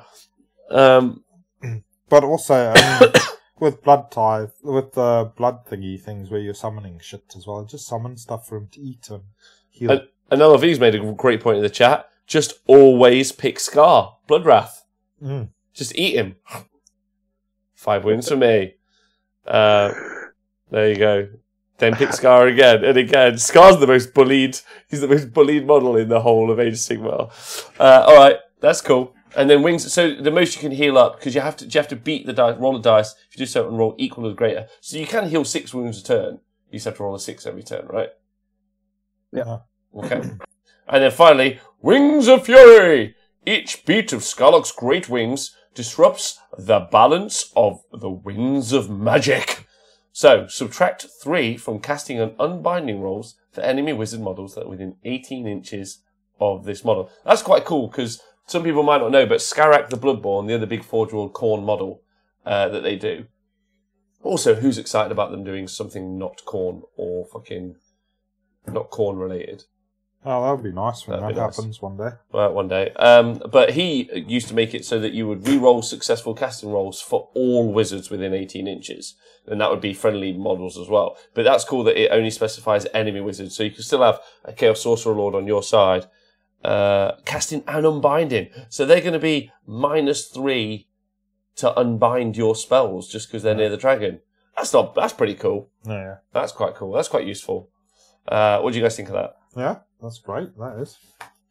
Yeah. It's good to see that Khorne is more inclusive of magic now than they've been before. Yeah, I guess. Thanks for following us, by the way, everyone. I've just seen a couple of people have followed us. Yeah, that could hurt Nagash. So it'd make him almost casting normal. That's Paul from Bastion Games, who's going to be running the Ulster Warlords event, which we're live streaming from. Cool. Still trying to convince you to come over with me, Nathan, aren't you? Over to Ireland. Yeah, I want to bring Ireland. No, I'm not going to do it. I'm not going to in any way try and do an Irish accent because that would just be close to, I don't know. It'd be wrong. Come on, let me hear it. I'm not doing it. No, and I'm not saying Lucky Charms. I'm not doing it. I'm not. No. Paul says, by the way, Nathan, free Guinness for you. Oh. Very tempting. Oh, that's so tempting. The brother from another mother. Right, so overall, and obviously, so keywords, it's got the Khorne keyword, so you're going to be able to put him in a Blades of Khorne army. Chaos, so you can put him in Mixed Chaos Force, Mortal. Bloodbound, so you can put him in a Bloodbound Force for some reason. Hero is a monster, and then he's obviously got his name as a keyword. It's 1,200 points. You can only include one of them in an army. It's a leader, and obviously it's a behemoth. So we'll go against your behemoth attacks. What do you guys think of it in competitive Age of Sigmar? I don't know if anyone's noticed I'm wearing a bow tie because it's the birthday, but I am. What do you think? I mean, it's 1,200 points. You can't get away from that. But if you look in the current meta, it's a lot of fighting, isn't it? Oh yeah, there is a lot of fighting in Age of Sigmar at the minute. Yeah. Not from your army, Jonathan, or my army, but from Nathan's army. Or not Nathan's Dispossessed. They're shooting everyone all the while. Yeah, loads of torpedoes down this fella's throat. Yeah, wouldn't you like one-shot this guy, Nate? Probably. One unit of Iron Drakes would just nuke this guy in a turn. Yeah, I think I would too. But then again, I'm playing Dispossessed with jump packs, basically, because ships aren't yeah, you are! You're playing squats. How's that feel? Yeah, it's good. It's good. Feels innovative. And fresh. Yeah. Thanks for coming. Thanks for joining us. It's all about the bow tie. That's streaming fancy wear. I think it's awesome. I think it's cool. It's in an army. I love the people. I've seen people. Some armies that will never be able to deal with it. It'll just run through them. Yeah, and it's got so many attacks and it can heal, which is really funky. I think it's awesome. I really do. I've seen lists with people doing it, and obviously it's also in a Blades of Khorne book. So generating blood tithe points, you're not really restricted like you would be with my Chaos Dwarves, for instance, or Dispossessed or Karajon, where you can't do any summoning. You know, you can realistically rely on summoning a couple hundred more points to your army, which alleviates the tax of this guy.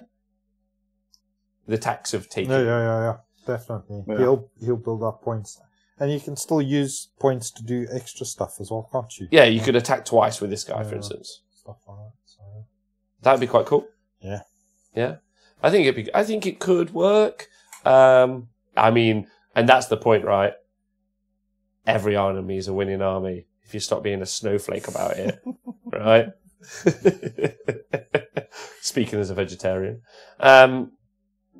Yeah, I like it. I don't really know what else to say. Do you think there's going to be some people run it in some lists? I've seen some people writing lists. Yeah. You can stick it in a Gore Pilgrim's army. I know that you can do that. Yeah. Would there any allies you would want to take with this guy? I'll take a Thirster, I think, and give him the Crown of Shenanigans, so he generates more attacks on 6s.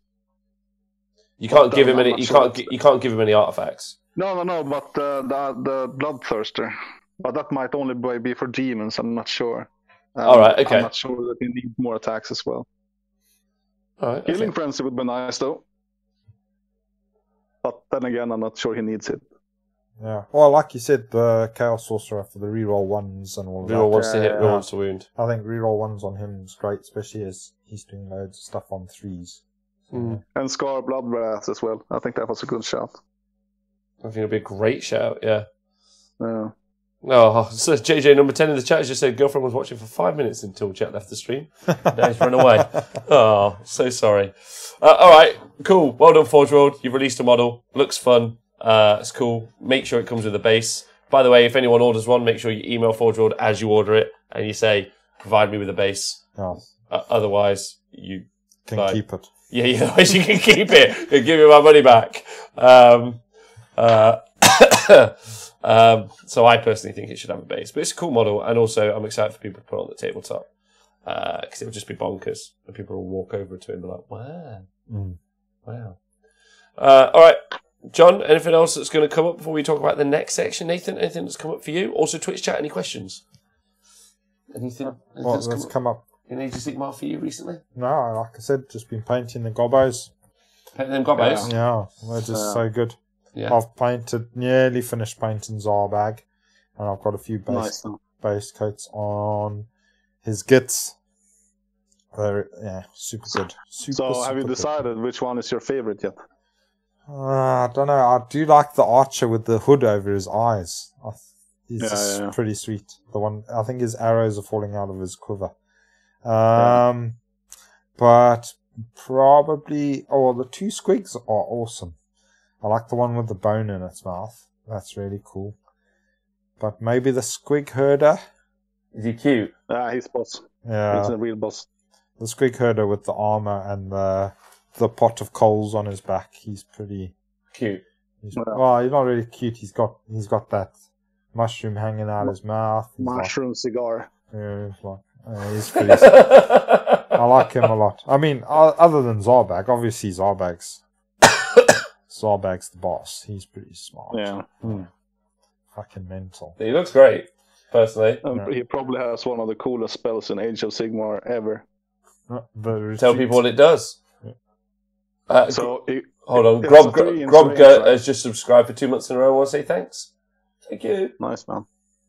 Gobruga. So he has a 3-inch range of the spell. Yeah. And it's because he's not really casting a spell. He's showing the ass. He's showing his ass. So people run away. It's called mooning. What's it called, Nathan? Yeah, he's mooning. Yeah, he's mooning. He's mooning? Yeah. Okay. Yeah. So when he moons people, he forces them to retreat. Would that be the bad moon? Is it? Wait, I've just worked it out. That's what Jet is doing every time he puts his butt to the camera. He's showing everyone the bad moon. He is indeed. Yeah. Wow. So can you imagine this little shaman versus 1200 point dragon, and he shows the dragon his ass, and the dragon have to run away. Just saying. Woohoo! Question: you know when you cast that spell, do you also have to moony your opponent? Is that mandatory? Yeah. It says, that's mandatory. Yeah, it says face of the bad moon. To Zarbag, mooning the enemy has a very different and terrifying meaning. So I think it's really cool that they put something like that in. Yeah, I think so. I thought that they were past that. I thought that they wouldn't be able to have a fun anymore. Yeah. So it's fun. It's it's cool. Face the bad moon at casting value of 5. If successfully cast, pick one enemy unit within 3 inches of the caster that's visible to them. That unit must make a normal move and must retreat. If it is impossible to do so, they take d6 mortal wounds instead. Wow. So yeah, I mean, it's quite a situational thing, but it's it's just it's that little description is great. Mooning the enemy. It's like mooning, like in what the fuck was Moon that Pie film with the Australian Scottish dude? Who? The hell was that film? What? Someone was I think you're talking about the guy who got all the Oscars. Yeah. Heath Ledger in A Knight's Tale. What did he do? Yeah. What film was he in? What's it? Godfather. Braveheart. The one that you guys are some of the best film buffs I've ever seen. We are. Yeah, Braveheart. They all mooned the enemy there, but if they'd done it goblin style, the enemy would have run away. Oh yeah. Yeah. Hey, Sammy J, good morning from England to Australia. Speckles, thanks for subscribing for 11 months in a row. And then LLV's got some cool information about stats coming up. Cool. Sinise says, off school pickup, happy birthday, thank you. Thank you, Sinise. And also Tezza. Oh, it's Nathan. You know what? Before we get onto the stats, because this is exciting, because they're international stats. Cool. Can we just find out, hi Chris, can we just talk about where everyone is from the show? Where are you all based? You're all watching the show. It's been a year. I know we get people watching from all over the world. Like I know some people. I know Tristan and LLV are over in Canada. Obviously, Sammy's over in Australia. I know there's a bunch of people here in the UK. Jonathan, you're over in Sweden. Oscars, are you back in America? And Oscars, by the way, also says that he wants a Varangard on foot and a chariot, a large Varangard chariot. Are there any chariots in the game that are any good? Answer, Nathan, obviously. Possibly one of my favourite episodes, Jonathan. Best chariot in Age of Sigmar. And it is, Jonathan, best chariot in Age of Sigmar? The corpse cart. The corpse cart. So it's a wheelbarrow. Because how is a chariot defined by the honest wargamer? 2 wheels and something pulling it. Yep. Yeah. So if it doesn't fit that criteria, not a chariot. Nathan, thoughts? Fuck off. Do you know the other show that I also enjoyed that we did, where we went through every single unit in Age of Sigmar before the Idoneth Deepkin release, because the Idoneth Deepkin bring the sea with them, right? And so we just went through every release and we were like, well, these just drown, so they can't play and they immediately lose the game versus them. And we did every unit in the game. That was quite fun. And it also turned out to be true. Yeah, they're too good. One turn. We've got Swede that lives in London. Yeah. Broak. Then we've got a Scot that's living in Notts. That's JJ Humba. Yeah. We've got Greek. Leeds. We've got Ireland, the north of Ireland. Ireland. Oh, Tel Aviv, Israeli. Wow. Sunny Sheffield, Hereford. Somebody's on a razor gore. Someone's on a razor gore. Yeah. Well, that would be that Greek guy. Yeah. Montreal. That's Canada. Thank you, appreciate that. Yeah. North Wales. Yeah. Scotland. Is Fluxy you out on an oil rig at the minute? Scotland. North London from OJ. Rotherham, England. Says Bastian82. Berkhamsted says John. Bob Winker Cheese has just done the Roblin and Love Heart. Bob Winker Cheese, love you too. Volley Fire, Andy, Kent in England. Oh, JPIC's from the Netherlands. Yeah, JPIC. Nederlander. Yeah.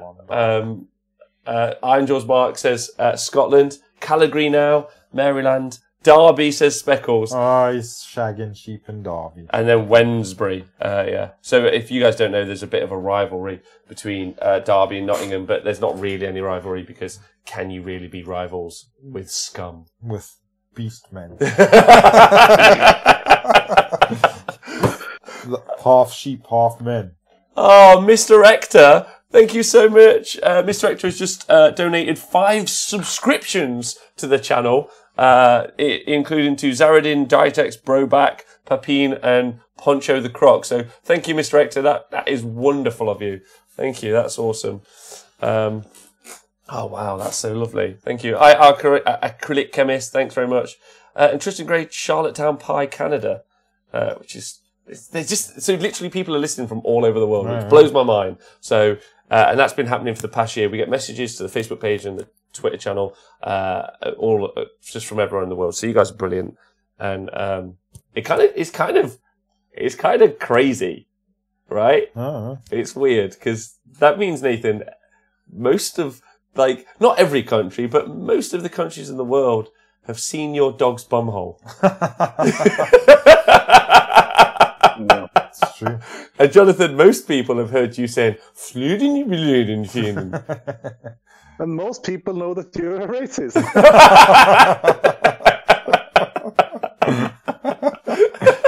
Only to you.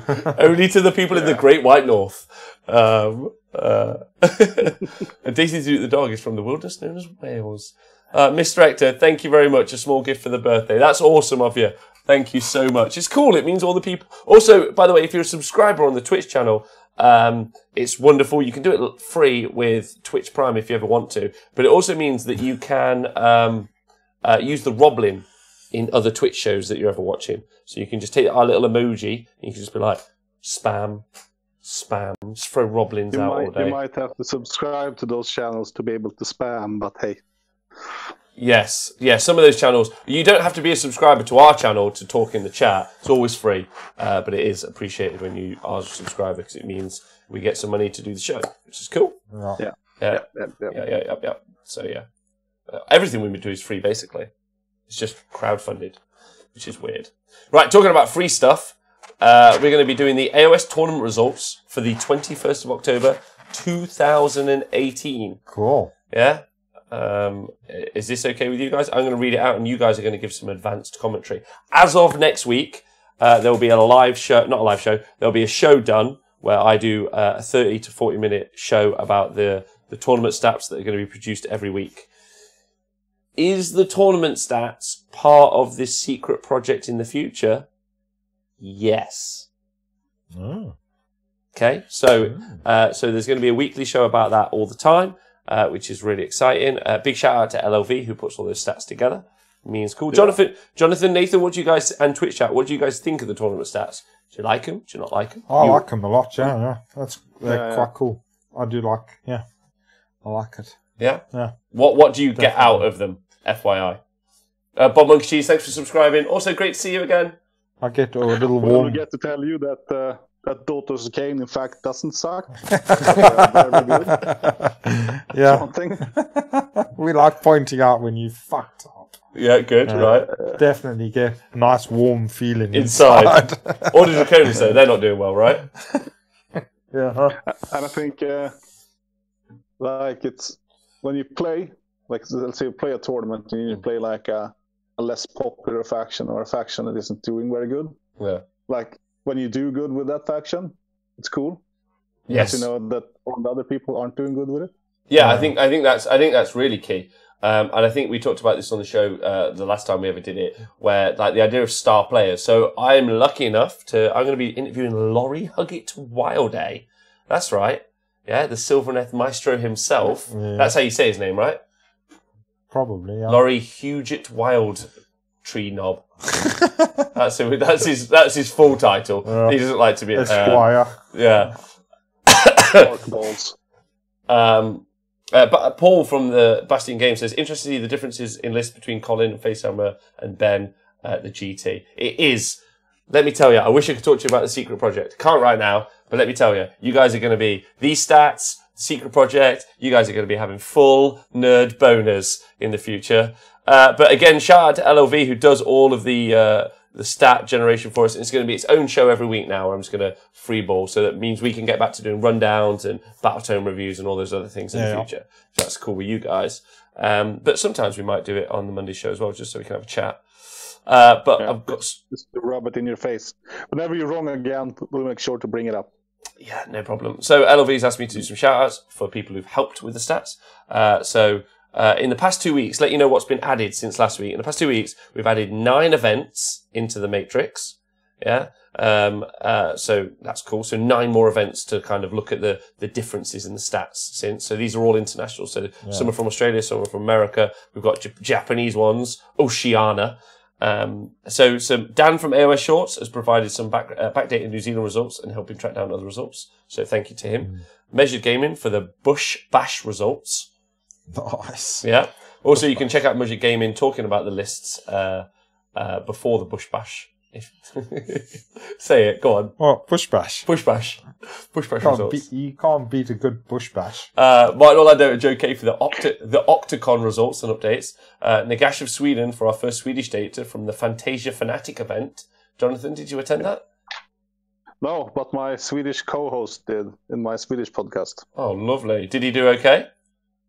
Yeah, I did okay. He won 4 out of 5, I think. He's got skills. Okay. He's got skills. So there are some Swedish stats mixed in here now, which is going to be cool to see that the moose that they rode in on. And then the Jacob Burler said, "You will not get any food whatsoever with this podcast. I will not send anything. I will send pictures of me eating it." Your care package has been denied. And I'll send it by mail because you won't be able to have internet. By whale? You're sending it by a whale? Yeah. Right, okay. It'll be like the Harry Potter movie when the ships come out of the ocean. That's gonna... Wow. And you're like, oh, that's magic. And I was like, no, Rob, it's a submarine, you idiot. Oh, wow. That's so cool. Fuck. John, should we show them now? John Scrivens, have you got a link to that now? Should we do it now? In fact, yeah, that's fun. We'll save it for tomorrow. So if you want to follow our Facebook page leading up to the release of the Secret Project, there's going to be some on the Honest Wargamer Facebook page. There's going to be some teaser graphics done by Mr. John Scrivens of the show himself. Big shout out to John, who all year has been doing some of the cool graphics. Yeah, he's got skills at making those graphics. Yeah, so he's been making some cool pictures. And if you ever want a picture done by John, you can always message him. He loves drawing all day long. As much as John enjoys chasing moose. Kieran A for the Angel Call results. Jacob Bullerson for the Chaos GT results. Ben, can't read the last name here, and Games Workshop Dan for trying to help get the GT final results and stand-ins. Model Floggers are getting a particular shout out for losing their Premiere Showcase AOS event results from every device it was recorded on and facilitating the next big thank you, which was the awesome AOS Twitter community for tracking down every single result and faction from the GT final, especially Richie from Just Play Games, who provided almost half the results. So big shout out to those guys. Lyndon Wedgwood for still being the only player in 20 events that is anonymous from the Bobo event. Lyndon Wedgwood at this stage is famous. Yeah. Hashtag the truth is out there. And if anyone knows Lyndon Wedgwood, please get in contact with us. But don't ever tell us what his results were. or what army he was playing. The funny thing is, he must have played 5 dudes as well during the weekend, but no. And no one knows him. No one. They forgot his name, like he's been mind wiped. Yeah.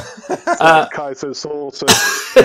He's a man in black. As you guys can see inside the Twitch chat right now, if you're watching, there's a link been put by Jonathan and Nathan. If you want to click it, so this is to do with a secret project piece of graphic work done by John. If you want to click it, and you can see I've seen it. Zorbag. What do you think? Yeah, Zorbag. Yeah, that's cool. Nice. Yeah, nice. He's about to moon somebody. The fuck. Yeah. Fast weapons as well. I like. Yeah, right. So there's a cool image if you want to click it and see what it looks like. As the quantity of stats and results grow, the fluctuations in the meta will be great to chart. So yeah, there'll be a weekly show where we'll be talking about this. So you should be able to see that every time. We'll just call it the stat show or something, I guess. Stat show. So yeah, thank you to everyone who's helped LLV do that there. And finally, big shout out to Ben Sava, best dressed man on Warhammer, just for being hashtag so hot right now. He's so hot right now. He's the only person on these stats sheets with 6 wins. Why did we bring up Zoolander? It's gone crazy. Zoolander. Right, okay. Yeah, the picture's awesome, John. Well done. I think that's all fabulous. So, wait. Ben Savas and Gabby Percival's game, the final game. Yes, it was a glory to behold. You enjoyed Sigmar's sportsmanship. Yeah, they both were real gents. Shout out to both of them. Cool. Yeah. Okay. Well, credit is where credit is due, right? Oh yeah, good. Agreed.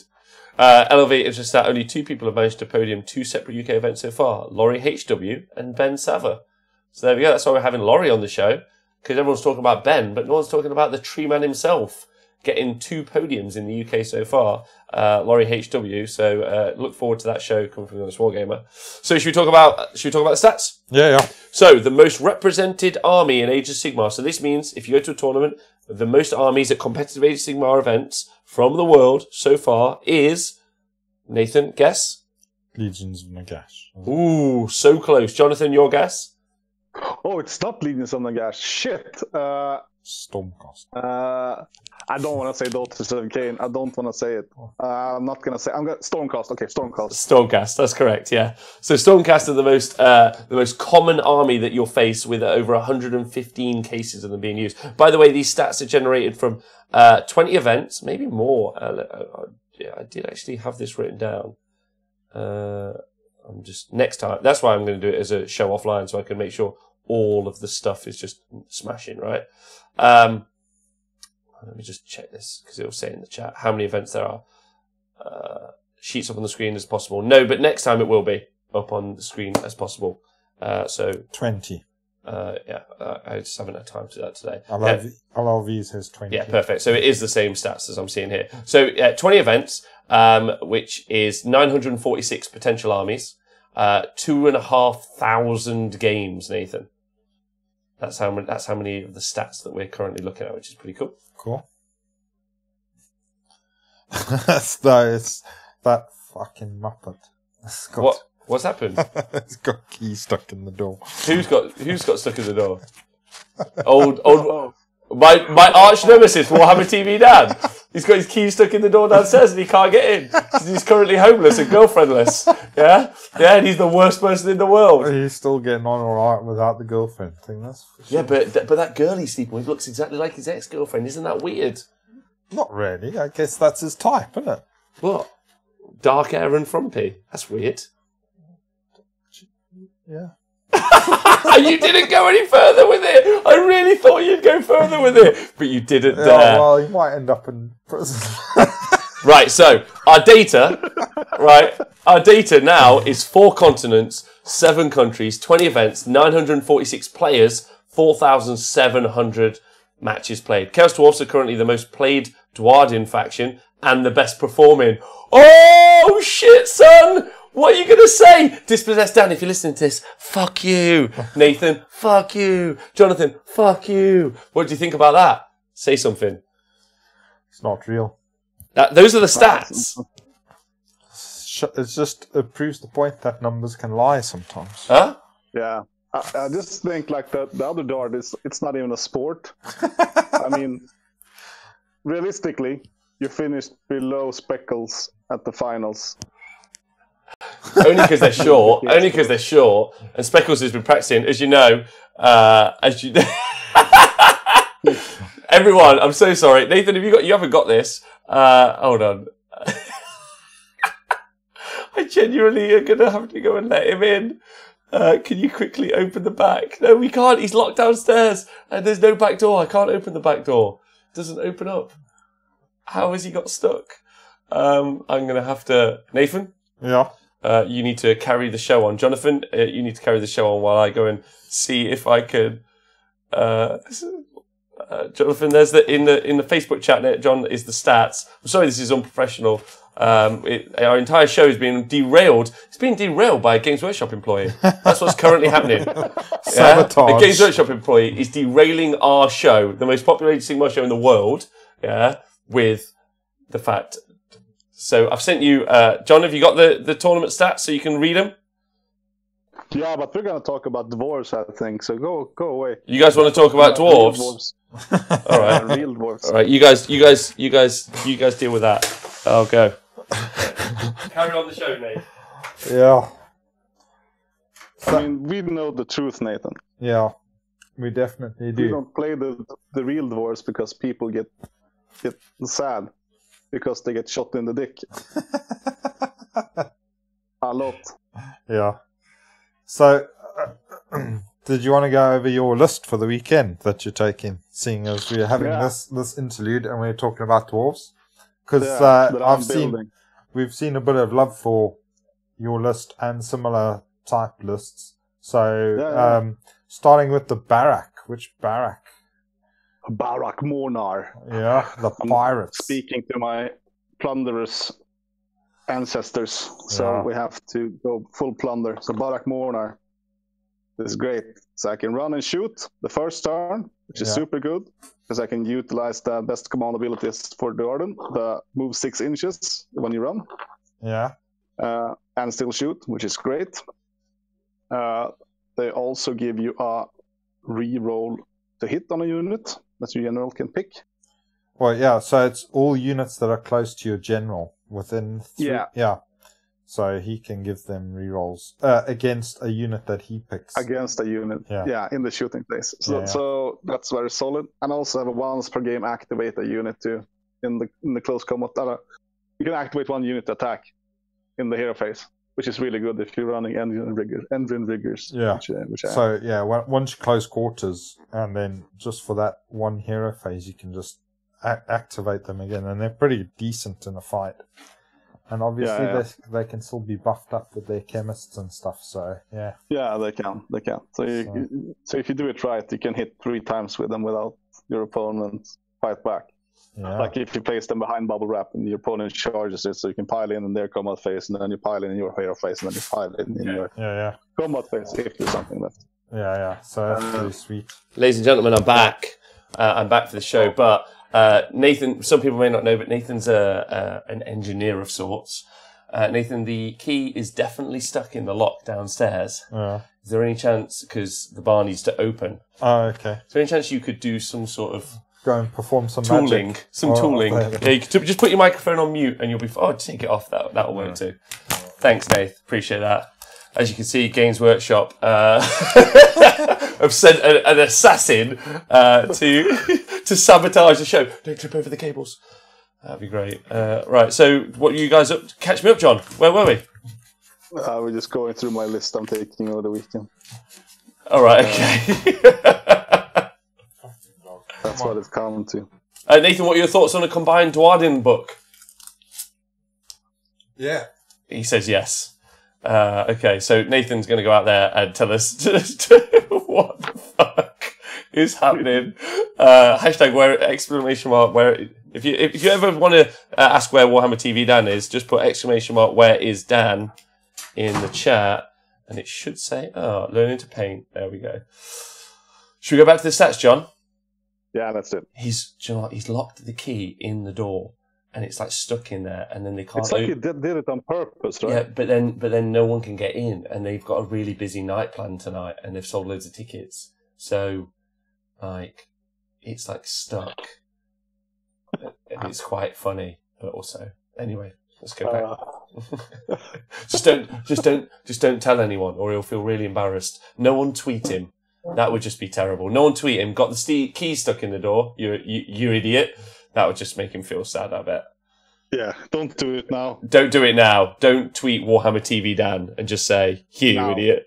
Yeah. Night 80 Mac. Look after yourself, brother.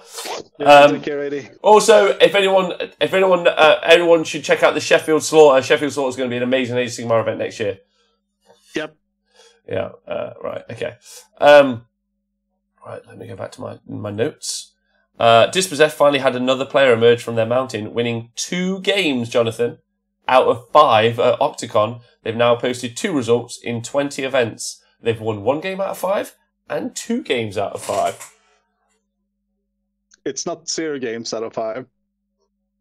It's 3 games out of 10. Yeah, it's not good. They need to work on their force, I think. They need to work on their tactics. They do need to work on their tactics. Yeah, they do. I think Dispossessed has potential now, like for reals. I think so too. New points and new rules, but people, it's like people have been talking shit about them, and now people can't be arsed playing them. That was literally you and John. It was you and Nathan for an entire season. But that's true. Can I also just say, maybe you'd be better if you just used a bit of magic. Yeah, I am using magic. Dwarves that you... Knight Encounter. Knight Encounter. So you're a Chaos Dwarf, basically. No, I would never.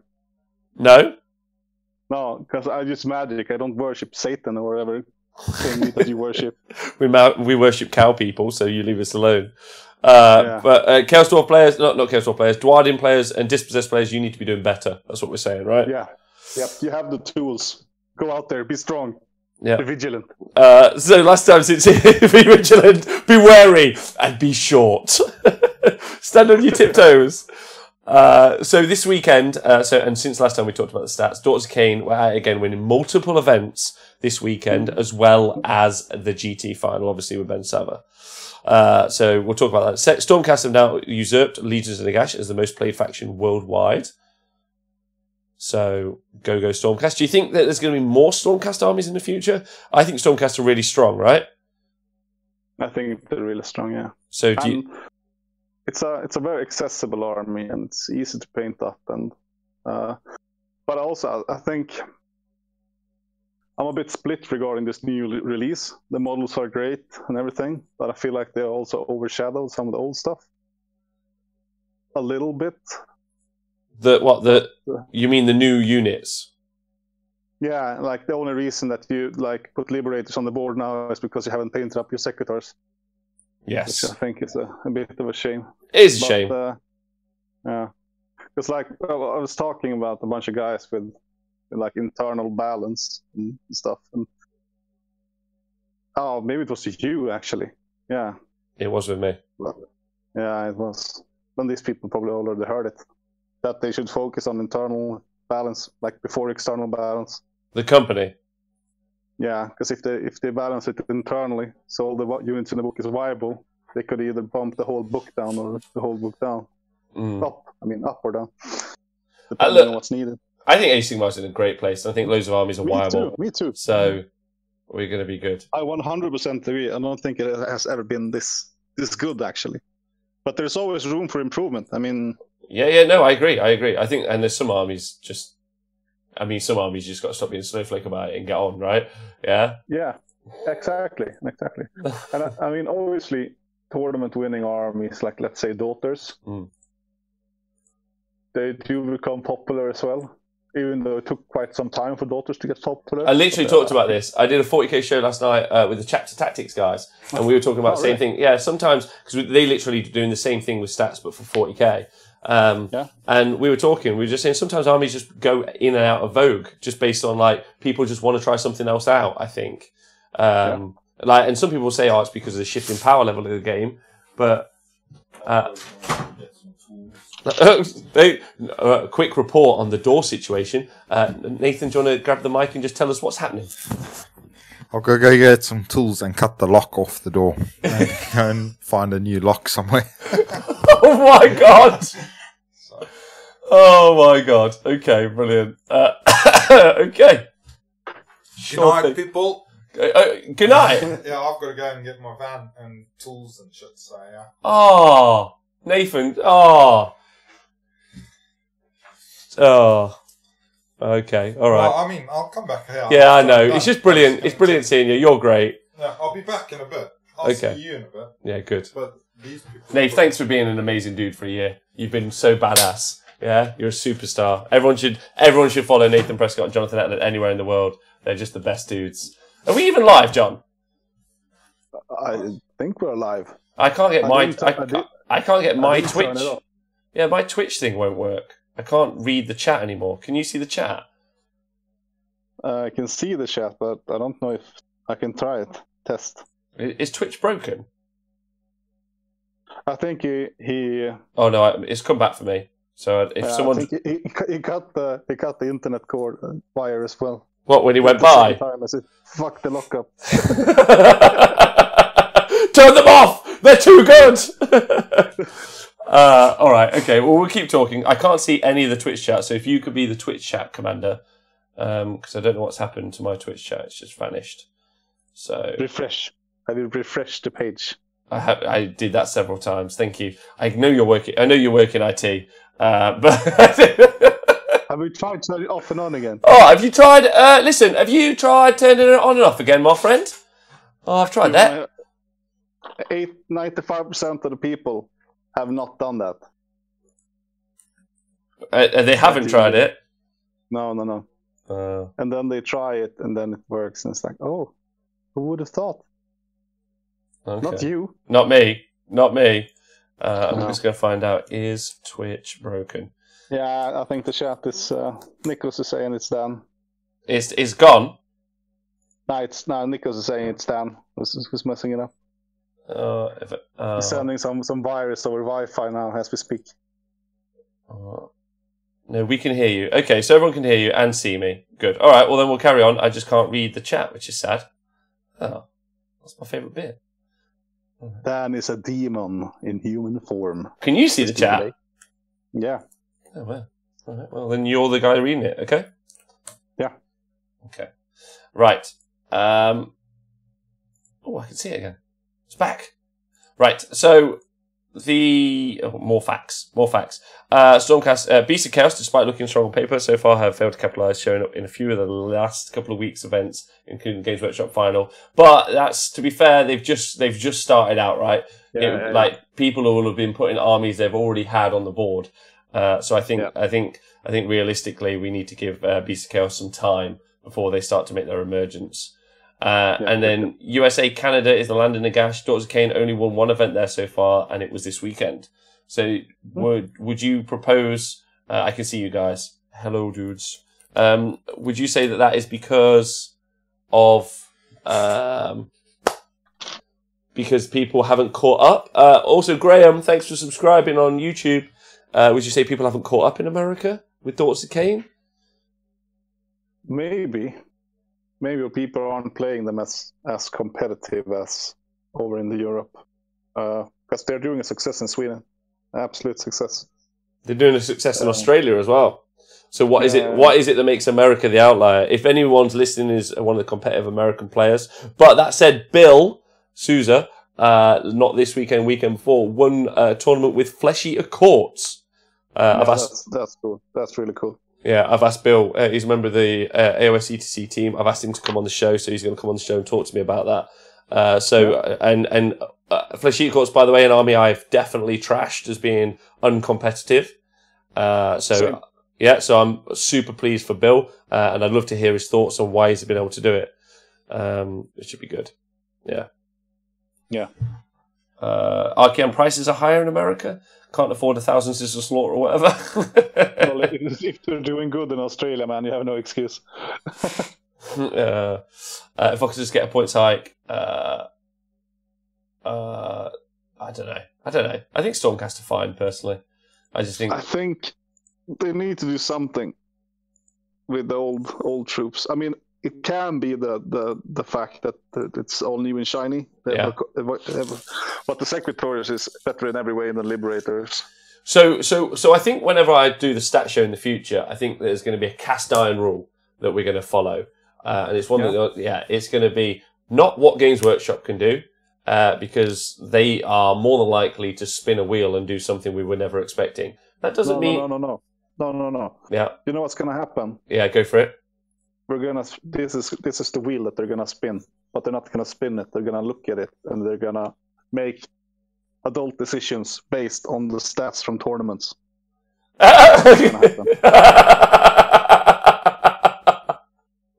Sure. All right. Okay. All right. Okay, Jonathan, you got a lot of confidence there. But either way, no matter what the situation, and don't worry, Twitch lives. Yeah, we're going to look at the mixed order stuff. I think, for me personally, I think whenever we do the stat show, what we're going to do is what can the community do about the armies? Like Stormcast aren't winning all their games, let's say. How can we make Stormcast players and lists that are better for Stormcast players, right? You know, Iron Jaws, you're not winning games. Right, cool. How do we make it so that you're winning more games? What is it you need as a faction? What is it you can do to improve? Not just, it's sad that these points are too high or too low, because there really isn't anything we can do about that. Even with these great stats, it would be great if Games Workshop looked at these great stats and maybe made Witch Hags a little bit more expensive points wise. But they probably won't. But it doesn't matter whether they do or they don't. What's really, really important is how we can defeat those armies with what we've got right now. Yeah. So that's what we're going to do in the future. That makes sense? Absolutely. That's fun as well. That's really fun when you get that mindset. Yeah. In army building and army testing, it's really fun. Yeah, it's you, Jonathan, it's me, it's Nathan, it's the Twitch chat, it's everyone who listens to the podcast, it's everyone who's part of the Honest Wargamer Discord, it's part of the entire community. It's how do we beat these lists, not how does Games Workshop save us. We don't need someone to save us. We're smart. We can do it ourselves, right? We're big boys. Yeah. Girls. There we go. And go get some more people playing the game. Because just like Bruce Hammer's saying here, answer's easy. The army's not doing well. Just need more players. Then boom, instant change. And that is true as well. Because some of the armies are kind of real beaters. So anyway, so those are the two most popular factions are Legions and Nagash and Stormcast Eternals. And actually, I did write this out because I thought this would be cool. The most popular armies, so the armies that you'll see played at the most are Stormcast, number 1, Legion and Nagash, number 2. Then it's Maggotkin and Nurgle, third. Nighthorn with 6.1% are just a little bit more popular than Blaze of Khorne with 6%, and Sylvaneth with 5.9%. So those three are pretty much the same. Then you've got Daughters of Cain is only 5.6% of all the armies that you're likely to play. Iron Jaws 5.5, Disciples of Tzeentch 4.3, and then Mixed Order coming in at 10th are 3.5% of the armies that you're likely to play. So to give you some indication, like everything else starts to get into like the 1 and 2% really of the stats. So I think that's quite interesting, right? Yeah.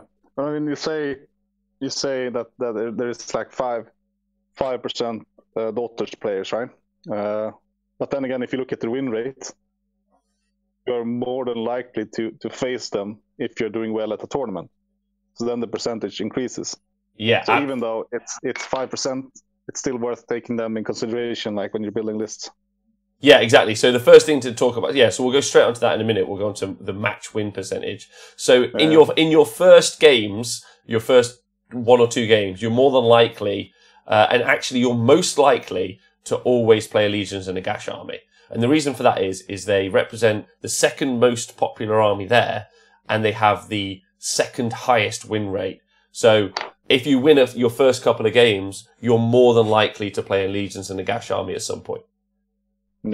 As you progress and do better, which I think is really interesting. Whereas, if you're in the final game of a tournament or game 4 or game 5, because Daughters of Cain have a 72% win rate, they win nearly 3/4 of all their games, which is just incredible.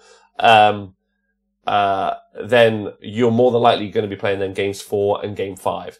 But they're only 5.6% of the armies that you're likely to see, which isn't unpopular. It's like Like, you know, like I said, it's one of the more popular armies now. But but you're likely to play them. I mean, you could play them game 1, but you're more likely to play them games 4 and 5. If that makes sense. Yeah, it's kind of cool. It's a thought out thing, because you know how like the player who's best in the faction will always get like a title, but if you're good at, let's say, dispossessed, then you're like a hero of the people. But if you're like the best player at Daughters of Cain, you're like the last boss of a game. Yes. Yeah. Like the ultimate villain. Yeah. So not only if you're good with Daughters of Cain, then Daughters of Cain are good. I think the stats support the Daughters of Cain are good. But if you're also good with Daughters of Cain, yeah, you're right. Yeah, like you're like the buffed up boss at the end. Or you're kind of like in Power Rangers. Did you have Power Rangers over there, you guys?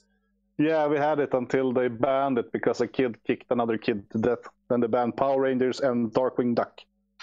Wow, that took a turn I wasn't expecting.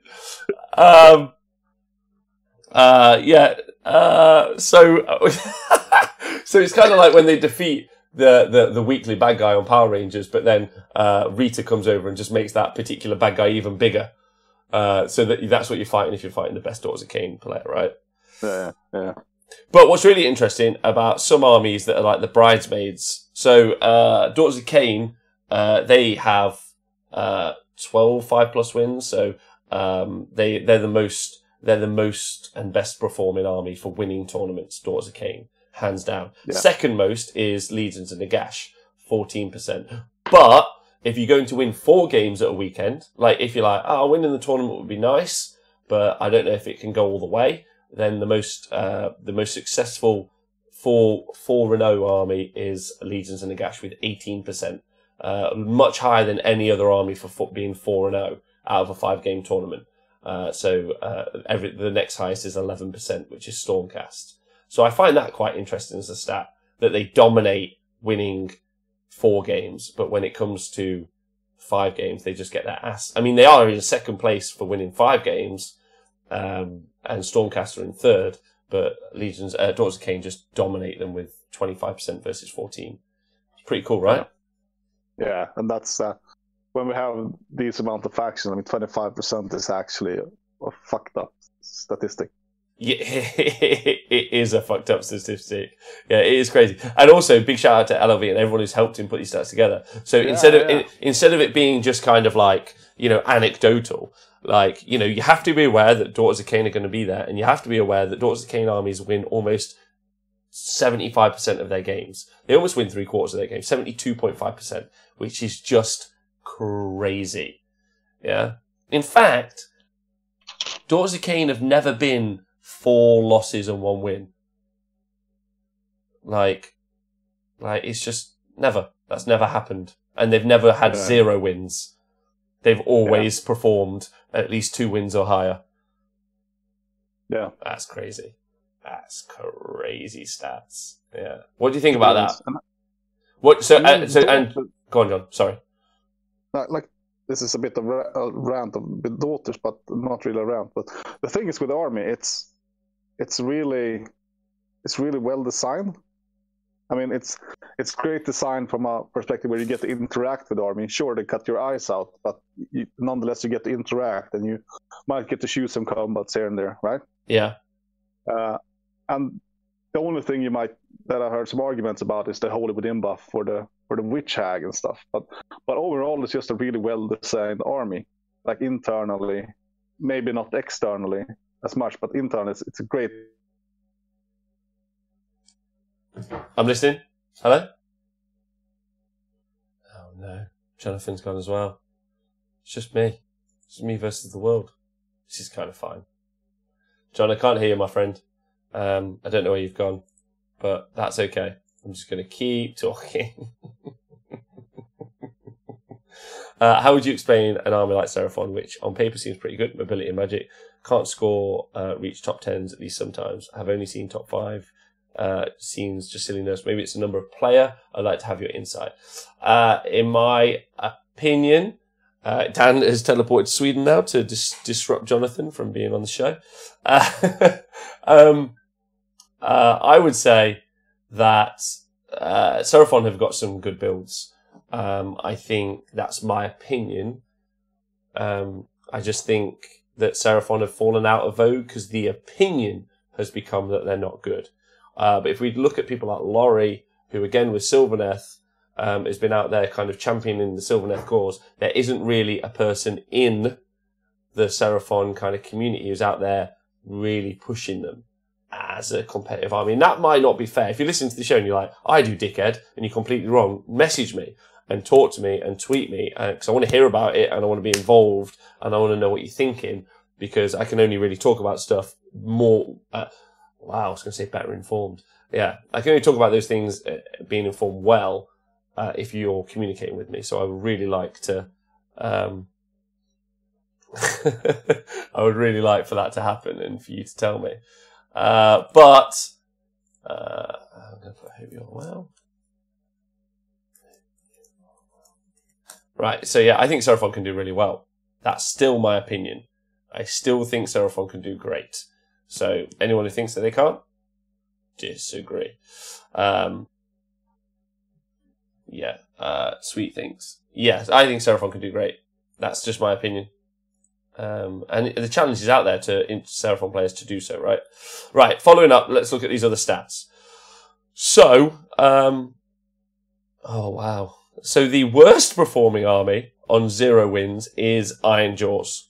Iron Jaws represent 5.5% of the armies you're likely to face, but they're the army most likely to get 0 wins, which I think is just absolutely insane. So to talk about win rates, the best performing army is Daughters of Cain, and the fact that their win rate is so high, their win percentage based on their representation, and you've got to remember their representation is quite low. So the fact that they're out there kicking it is just incredible. Legions and Nagash have 60%, and then it's Stormcast Eternals at 52%, and then Maggotkin and Nurgle is 54%. Hold on, Idoneth Deepkin. Okay, so Idoneth Deepkin actually have a 64% win rate. I think that's bumped up, hasn't it, LLV? That's pretty incredible. 64% win rate for Idoneth Deepkin with only a representation of 3.4% seems really strong.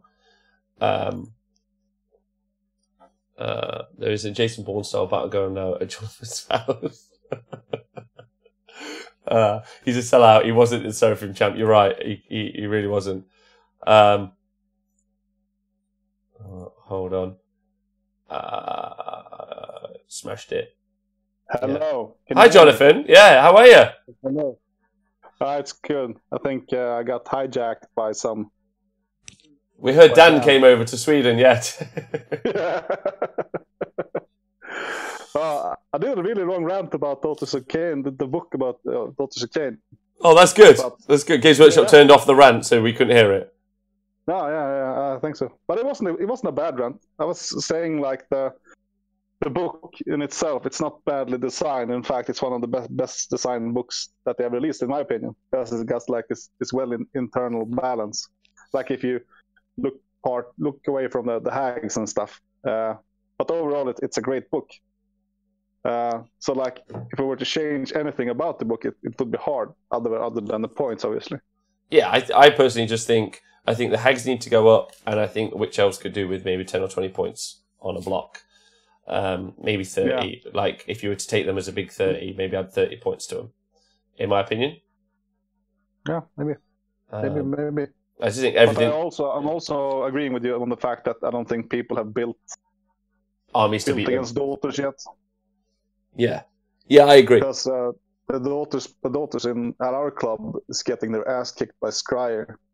So. Wow, that's really interesting. Yeah, it really is, and I mean, the Scryer comes up and takes away all the synergies on the Daughters army. Yeah, so that's let's look at that, right? Let's do that before we do any more. And also other standout shouts is 60% is mixed order. No, Order Draconis. Fuck. 66% win rate. Look at that. Yeah, shit. It's a bully list. Yeah, but they've only got 0.6%. What? Sorry, it's a bully list, right? Yeah. The same with the Idoneth Deepkin, certain builds. Yes. The most popular one. And you do expect them to do quite good, but not win a tournament per se. But they should do good. Yeah, I agree. And I do have to say, Idneth Eatkin are at a 64% win rate as well. So when you're looking at the most successful winning armies, Idneth and Order Draconis, although Order Draconis are quite unrepresented at 0.6, so it's okay that might be a bit of an aberrant stat, whereas Idneth Eatkin are rocking about 3.4% of the meta, so that, you know, they are represented, and when they are represented, they kick face, and they win almost as much as Daughters of Cain, 8% difference. Yeah. The outlying stat, obviously, 80%, the Chris Tomlin stat, as it's now known, would be the Phoenix Temple, 0.2%, but an 80% win rate. Massive outlying stat. So let's talk about Daughters of Cain, John. How do you beat them, or what's the way to beat them? Because that's the conversation we all need to have as a community. Not the points need to go up or the points need to go down. How do we beat them? How do we go to a tournament that's next weekend or the weekend after? How do we go to that tournament, and how do we beat Daughters of Cain? What are your thoughts? I think that they're vulnerable against Alpha Strike, Alpha Shooting.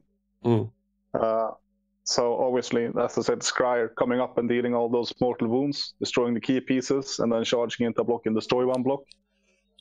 So they only have 1 block or 2 blocks left. It's a great start, at least. But I think stopping them from putting up those synergies is key. And when they don't have the synergies up, or like giving them the double turn, and so they have to reapply those synergies, I think that's an option. I'm not sure a lot of people are trying it. So that you're playing to be not getting the initiative really. So they have to reapply those synergies, because those synergies are really important and often a bit random to get off, like high cost values, and the prayers is obviously a prayer. So, but taking out key pieces, I would say, is a good start. Yeah, like buffing characters. Good. All right, that's a solid shout. I got to say, I think, like a bit like Haywo was saying in the chat, I think this is really key. Waves of chaff. Like, they don't fly, right? I mean, they can fight again in the hero phase and then attack, so they can potentially jump through 2 walls. But just loads, High Wandering Rogue, just loads and loads of lines. So you can do it one of 2 ways. You can either make something super defensive, like something that rerolls saves with a really good save, right? So that their non-rend attacks don't really go through stuff. But then you've got snakes who have Crystal Touch, who can do the mortal wounds, and I think probably the better way.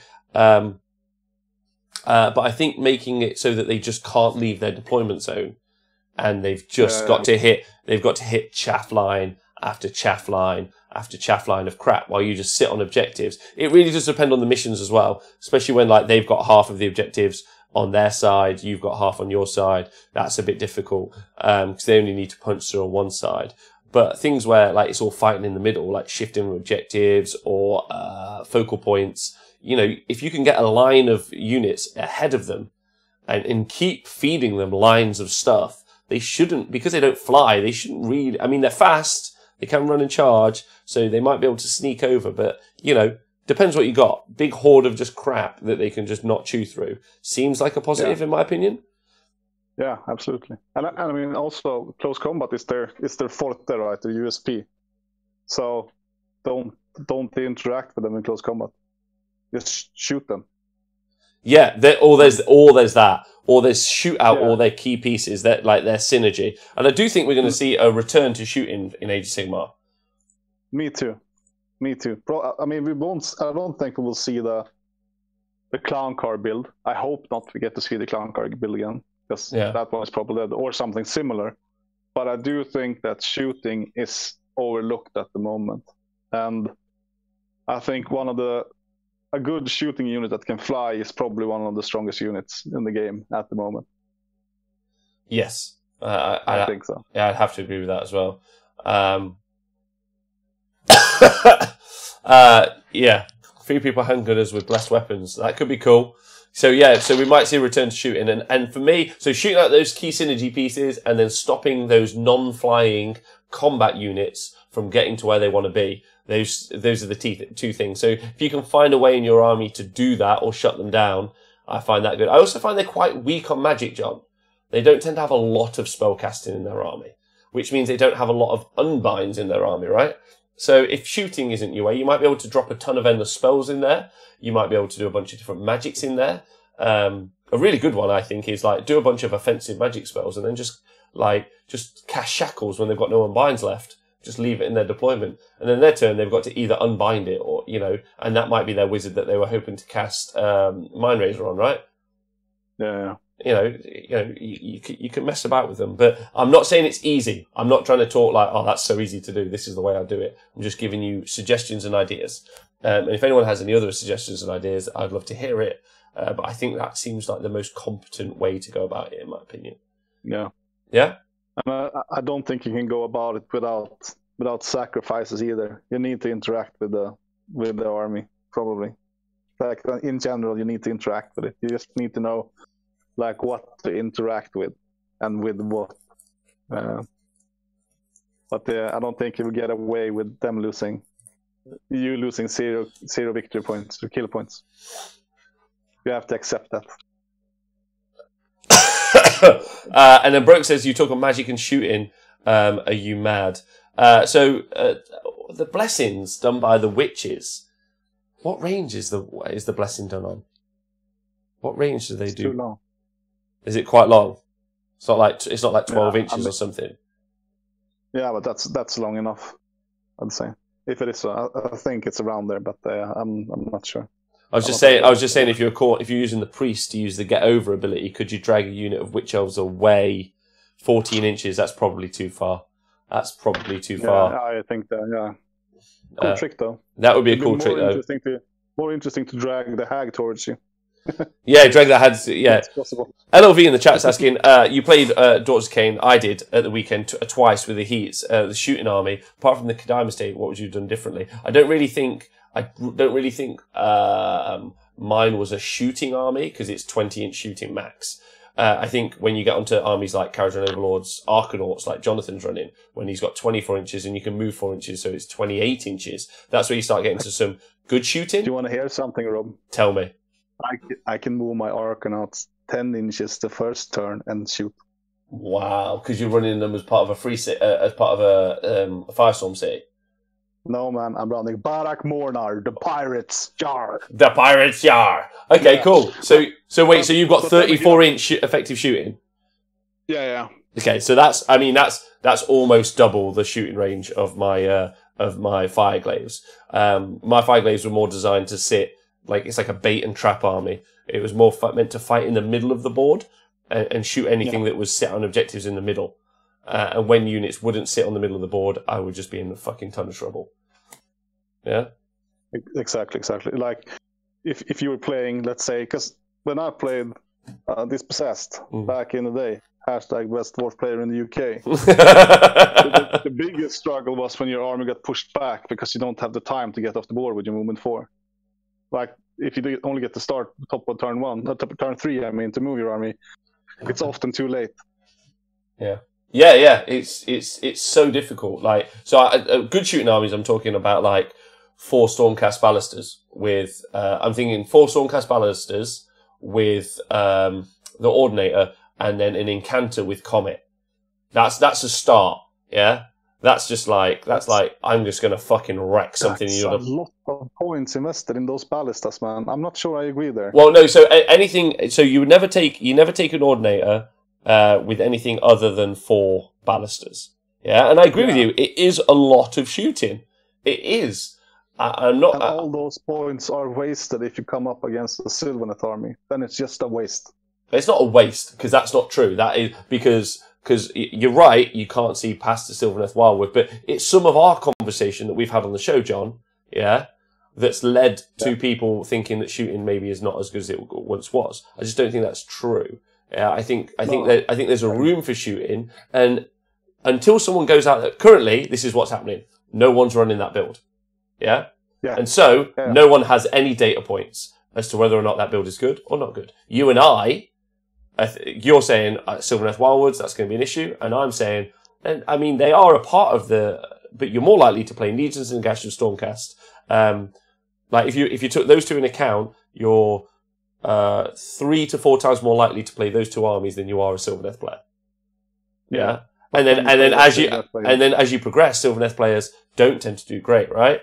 You can also ally in a Hurricane with the ballistas, so they're crazy. The Incantor can be doing crazy work with the Comet. Now, I'm not saying it's all tournament winning army.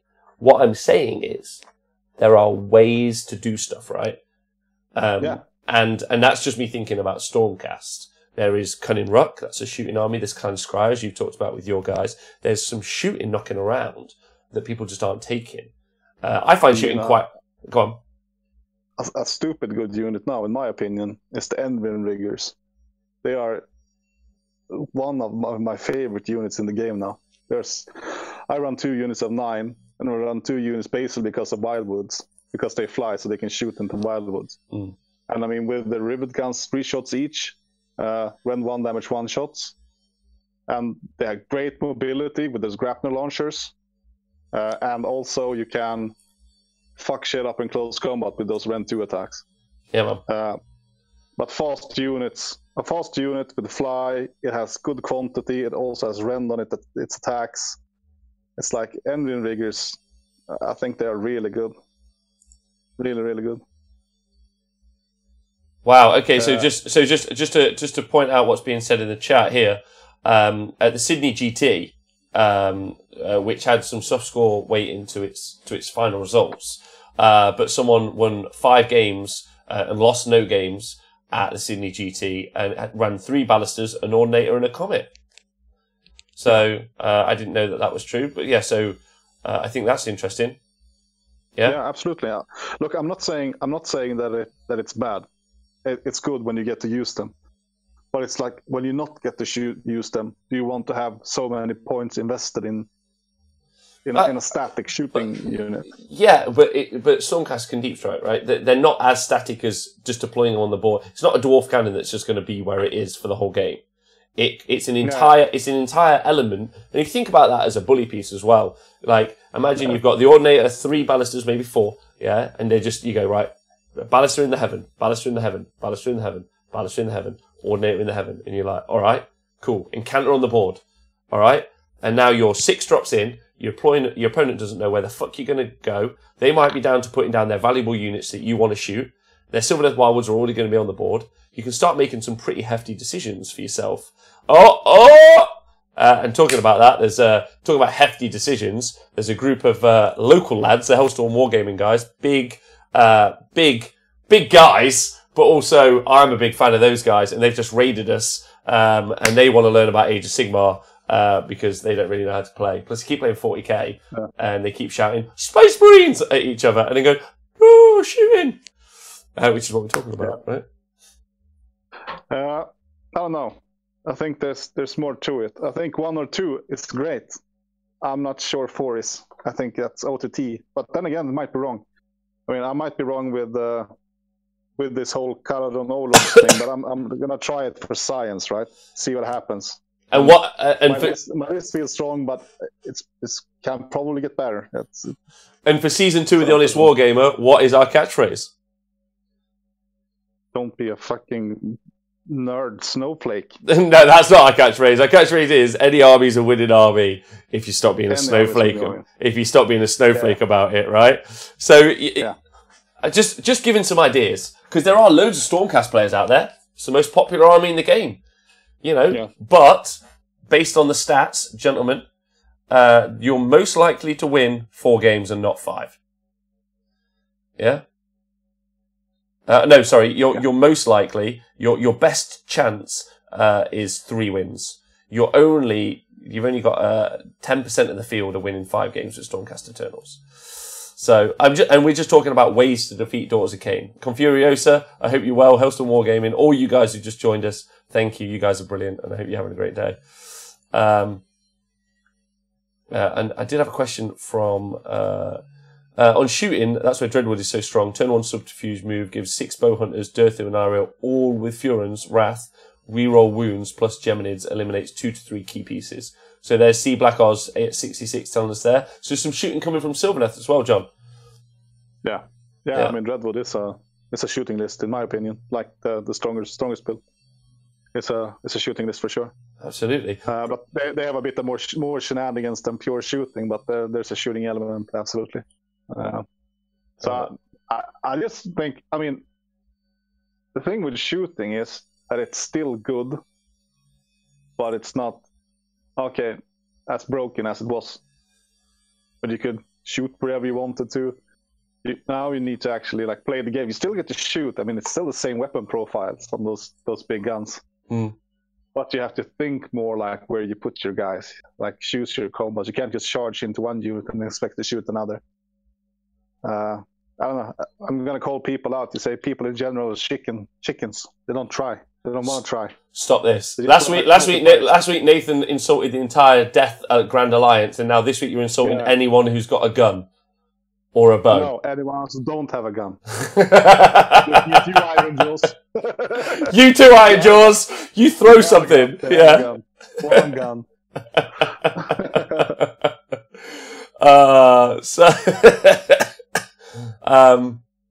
So yeah, I think that's a way to help deal with that. Right, let's look at a final set of stats. We've got the placings in the top 10s. Right, so how well armies are placed in the top 10s. So in the top, there's been 24 armies in the top 10s for Daughters of Khaine. However, for Legions of Nagash, 33 top 10s, which I think is really interesting. 15 for Stormcast, 19 for Maggotkin and Nurgle. So actually doing really well there. Iron Deepkin getting 15 top 10s, and then Disciples of each getting 6 top 10s there. And then Sylvaneth and Blades of Khorne both rocking 11 top 10s. So really interesting that they're placing there. And then in the top 3, so podiuming, so getting what yourself a trophy, however it is. Top 3s, there's been 11 Nagash armies in top 3s of competitive Age of Sigmar so far in AOS 2. There has been 8 Daughters of Khaine, which you look at the comparative stat difference. 12% of the armies, basically, John, are Legions of Nagash army, right? And they're getting 11 top 3s. However, half of that number, so 5.6%, less than half, have been 8 top 3s for Daughters of Khaine. So the difference is like just insane for how well they're doing. Yep. Yeah. Hold the door. I'm being told. And then I'll just do the last one. Stormcast Eternals, 5 top 3s, which I think is just super interesting, right? I think people haven't just bought all the evocators and secretors that you need. Yeah, and they're still painting them up. Like Age of Sigmar is what, 3 months old at the most, maybe 4. Like they're still painting those armies up. Like I haven't seen Sigmathus finally caught the live stream. Usually working, keep up the great stuff, Rob. Thanks, Sigmathus, Sigmalthus. I wouldn't be able to do it without the co-hosts, everyone on Twitch and everyone on Patreon, and anyone who's ever been part of the show. So thank you, I really appreciate that. But shout out to all my brethren. That's you, John. You're my brethren. Yeah, you're mine too as well, buddy. Brother. Brother mine. But so, I mean, some armies are faster to paint up, right? Like Nighthaunt. I still don't think we've seen the best build for Nighthaunt yet, rocking in the UK. You haven't had the pleasure to experience it yet. And also Nurgle. I mean, do you remember how many people had Nurgle armies? So everybody had a Nurgle army because fast to paint up, right? Yeah. They don't need that many models. Yeah. Some differ. By the way, that birthday squig is fucking phenomenal, John. I love that. That's awesome. Right, and then Dave Fraser, I won't be able to do it without my co-host points to empty chair.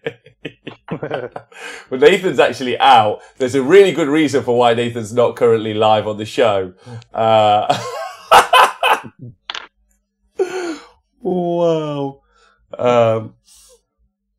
Don't tweet down. Don't do it. And then Elvi says best finishing Nighthaunt armies so far are the ones with loads of random units. Right. Okay, so finally, if we just quickly go look at the regional thing. So shout out to the different people around the world. So we've got 3 different regions. We've got the UK and Europe, not for long, not after Brexit. Then you've got USA and Canada, and then you've got Australasia. So those are the 2 competing world factions. They're the world factions right now in our gaming decisions. So and that's how we broke it down. Hypnocracken, thanks for joining the knee stabbing gang for 8 months in a row. Not yet a year, but close. Happy on Small Game birthday. Thanks, Hypnocracken.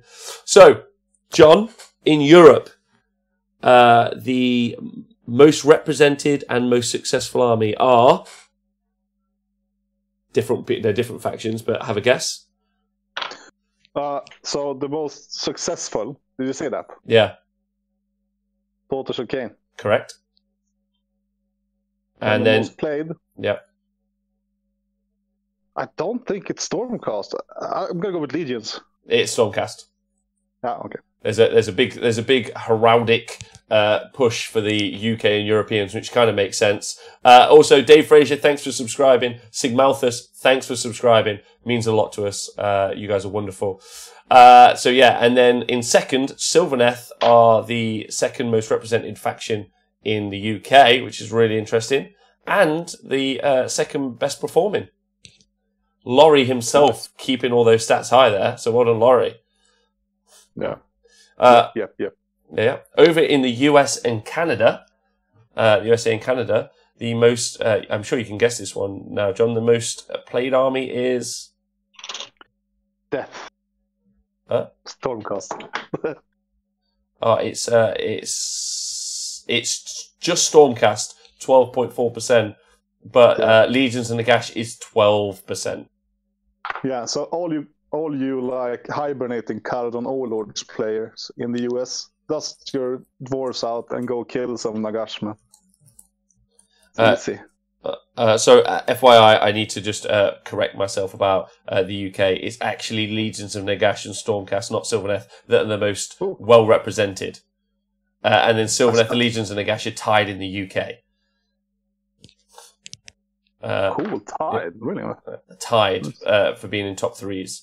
And actually, yeah, but Legions of Nagash are whomping being in top tens, but there's more of them.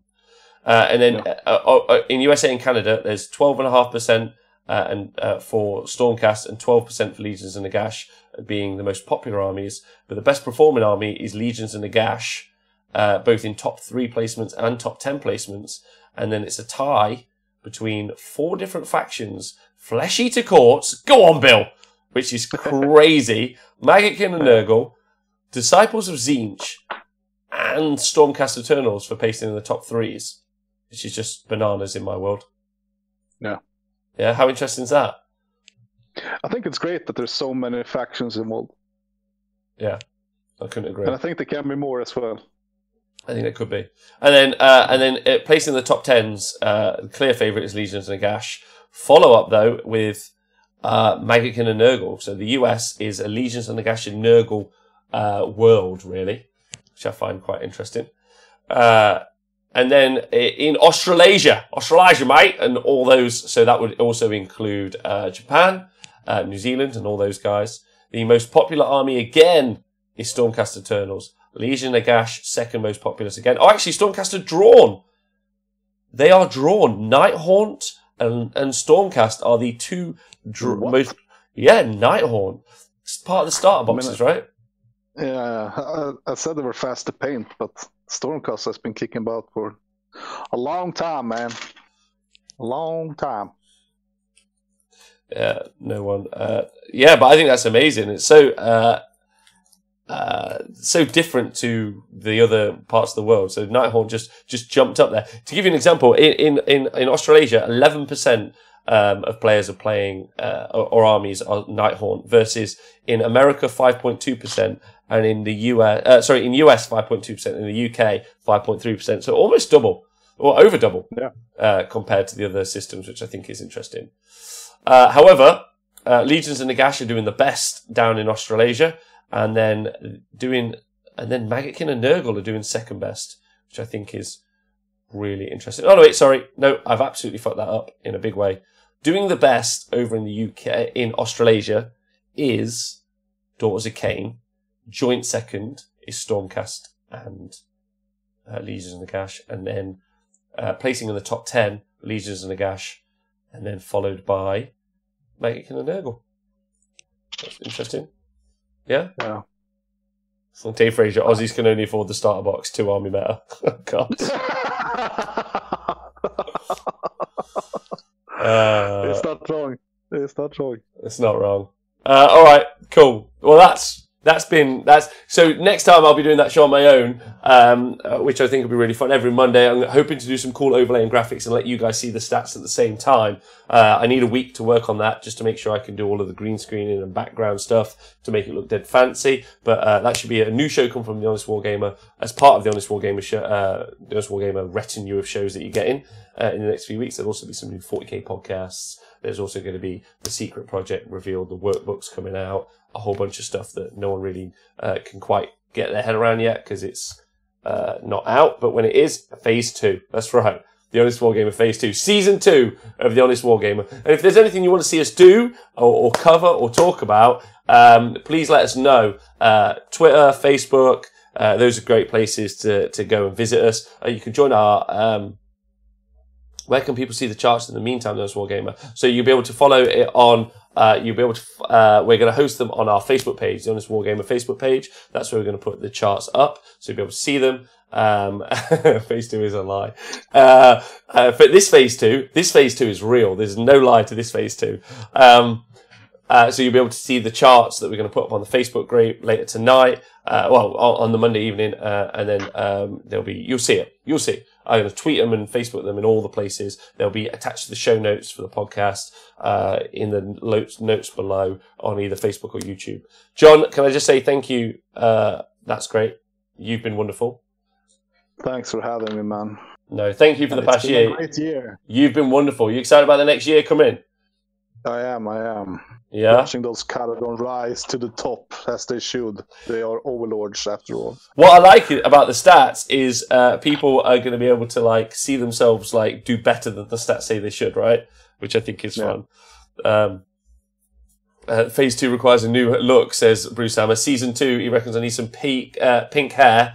And then LOV says, thank you, John. Can't wait to see them. First Brain Squid, can't wait to see you at the weekend. Again, everyone on Patreon and everyone on Twitch who subscribes, the fact that you, a year ago, me, John, Nathan, a bunch of other people talked about doing a show that was just crowdfunded by the people, for the people, so that we didn't have any sponsorship and we just said what we felt and we disagreed with each other. About different things, and we don't mind admitting that we're wrong, but we just talk to you, we try and be well informed and have a conversation. The fact that you guys have supported us, because that's what you want, is just crazy. And I want you guys to know that you're going to get even better coverage over the next season. The year 2 is going to be brilliant. You're going to see event coverage from all around the world because of Honest Wargamer, and that's down to you guys. So anyone that's ever supported the show, thank you. John, Nathan, if he was here, Nikos, Tom, people that have been on the show before, just anyone, right? Show crowdfunded, stats crowdfunded, just the whole thing, right? You guys are brilliant. Yeah? What a great community. John, thanks. Thanks again, man. Yeah. It's great. Yeah. Best community at Sigmar. Best community. Yeah. Just a great crew. And we're building something, I think. I think this is a thing. Yeah?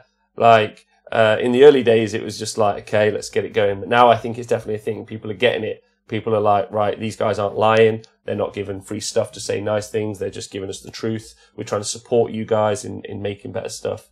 I really can't wait for you to see what we've got coming in the future. Thank you to everyone. And I'm going to go now because I'm not stopping saying thank you. So, Jonathan, and we got a show now. We've got a way to finish the show for season 2. How are we going to do it? Oh, I haven't learned it yet. do you want me to do it for the first one? Okay, I'll do the last word. No. Because the last word is it. The last word is it. You can do the whole thing, man. Go on. So, from the Honest Wargamer, the whole Honest Wargamer team, I need special shout out to John, special shout out to LV, special shout out to Velatron, special shout out to just everyone. So many people that I don't really get to put it all together. We've got a tournament coming up. We're doing an all-nights 40k tournament. That's going to be awesome. But from the Honest Wargamer, listen, every army is a winning army if you stop being a snowflake about it. See you later.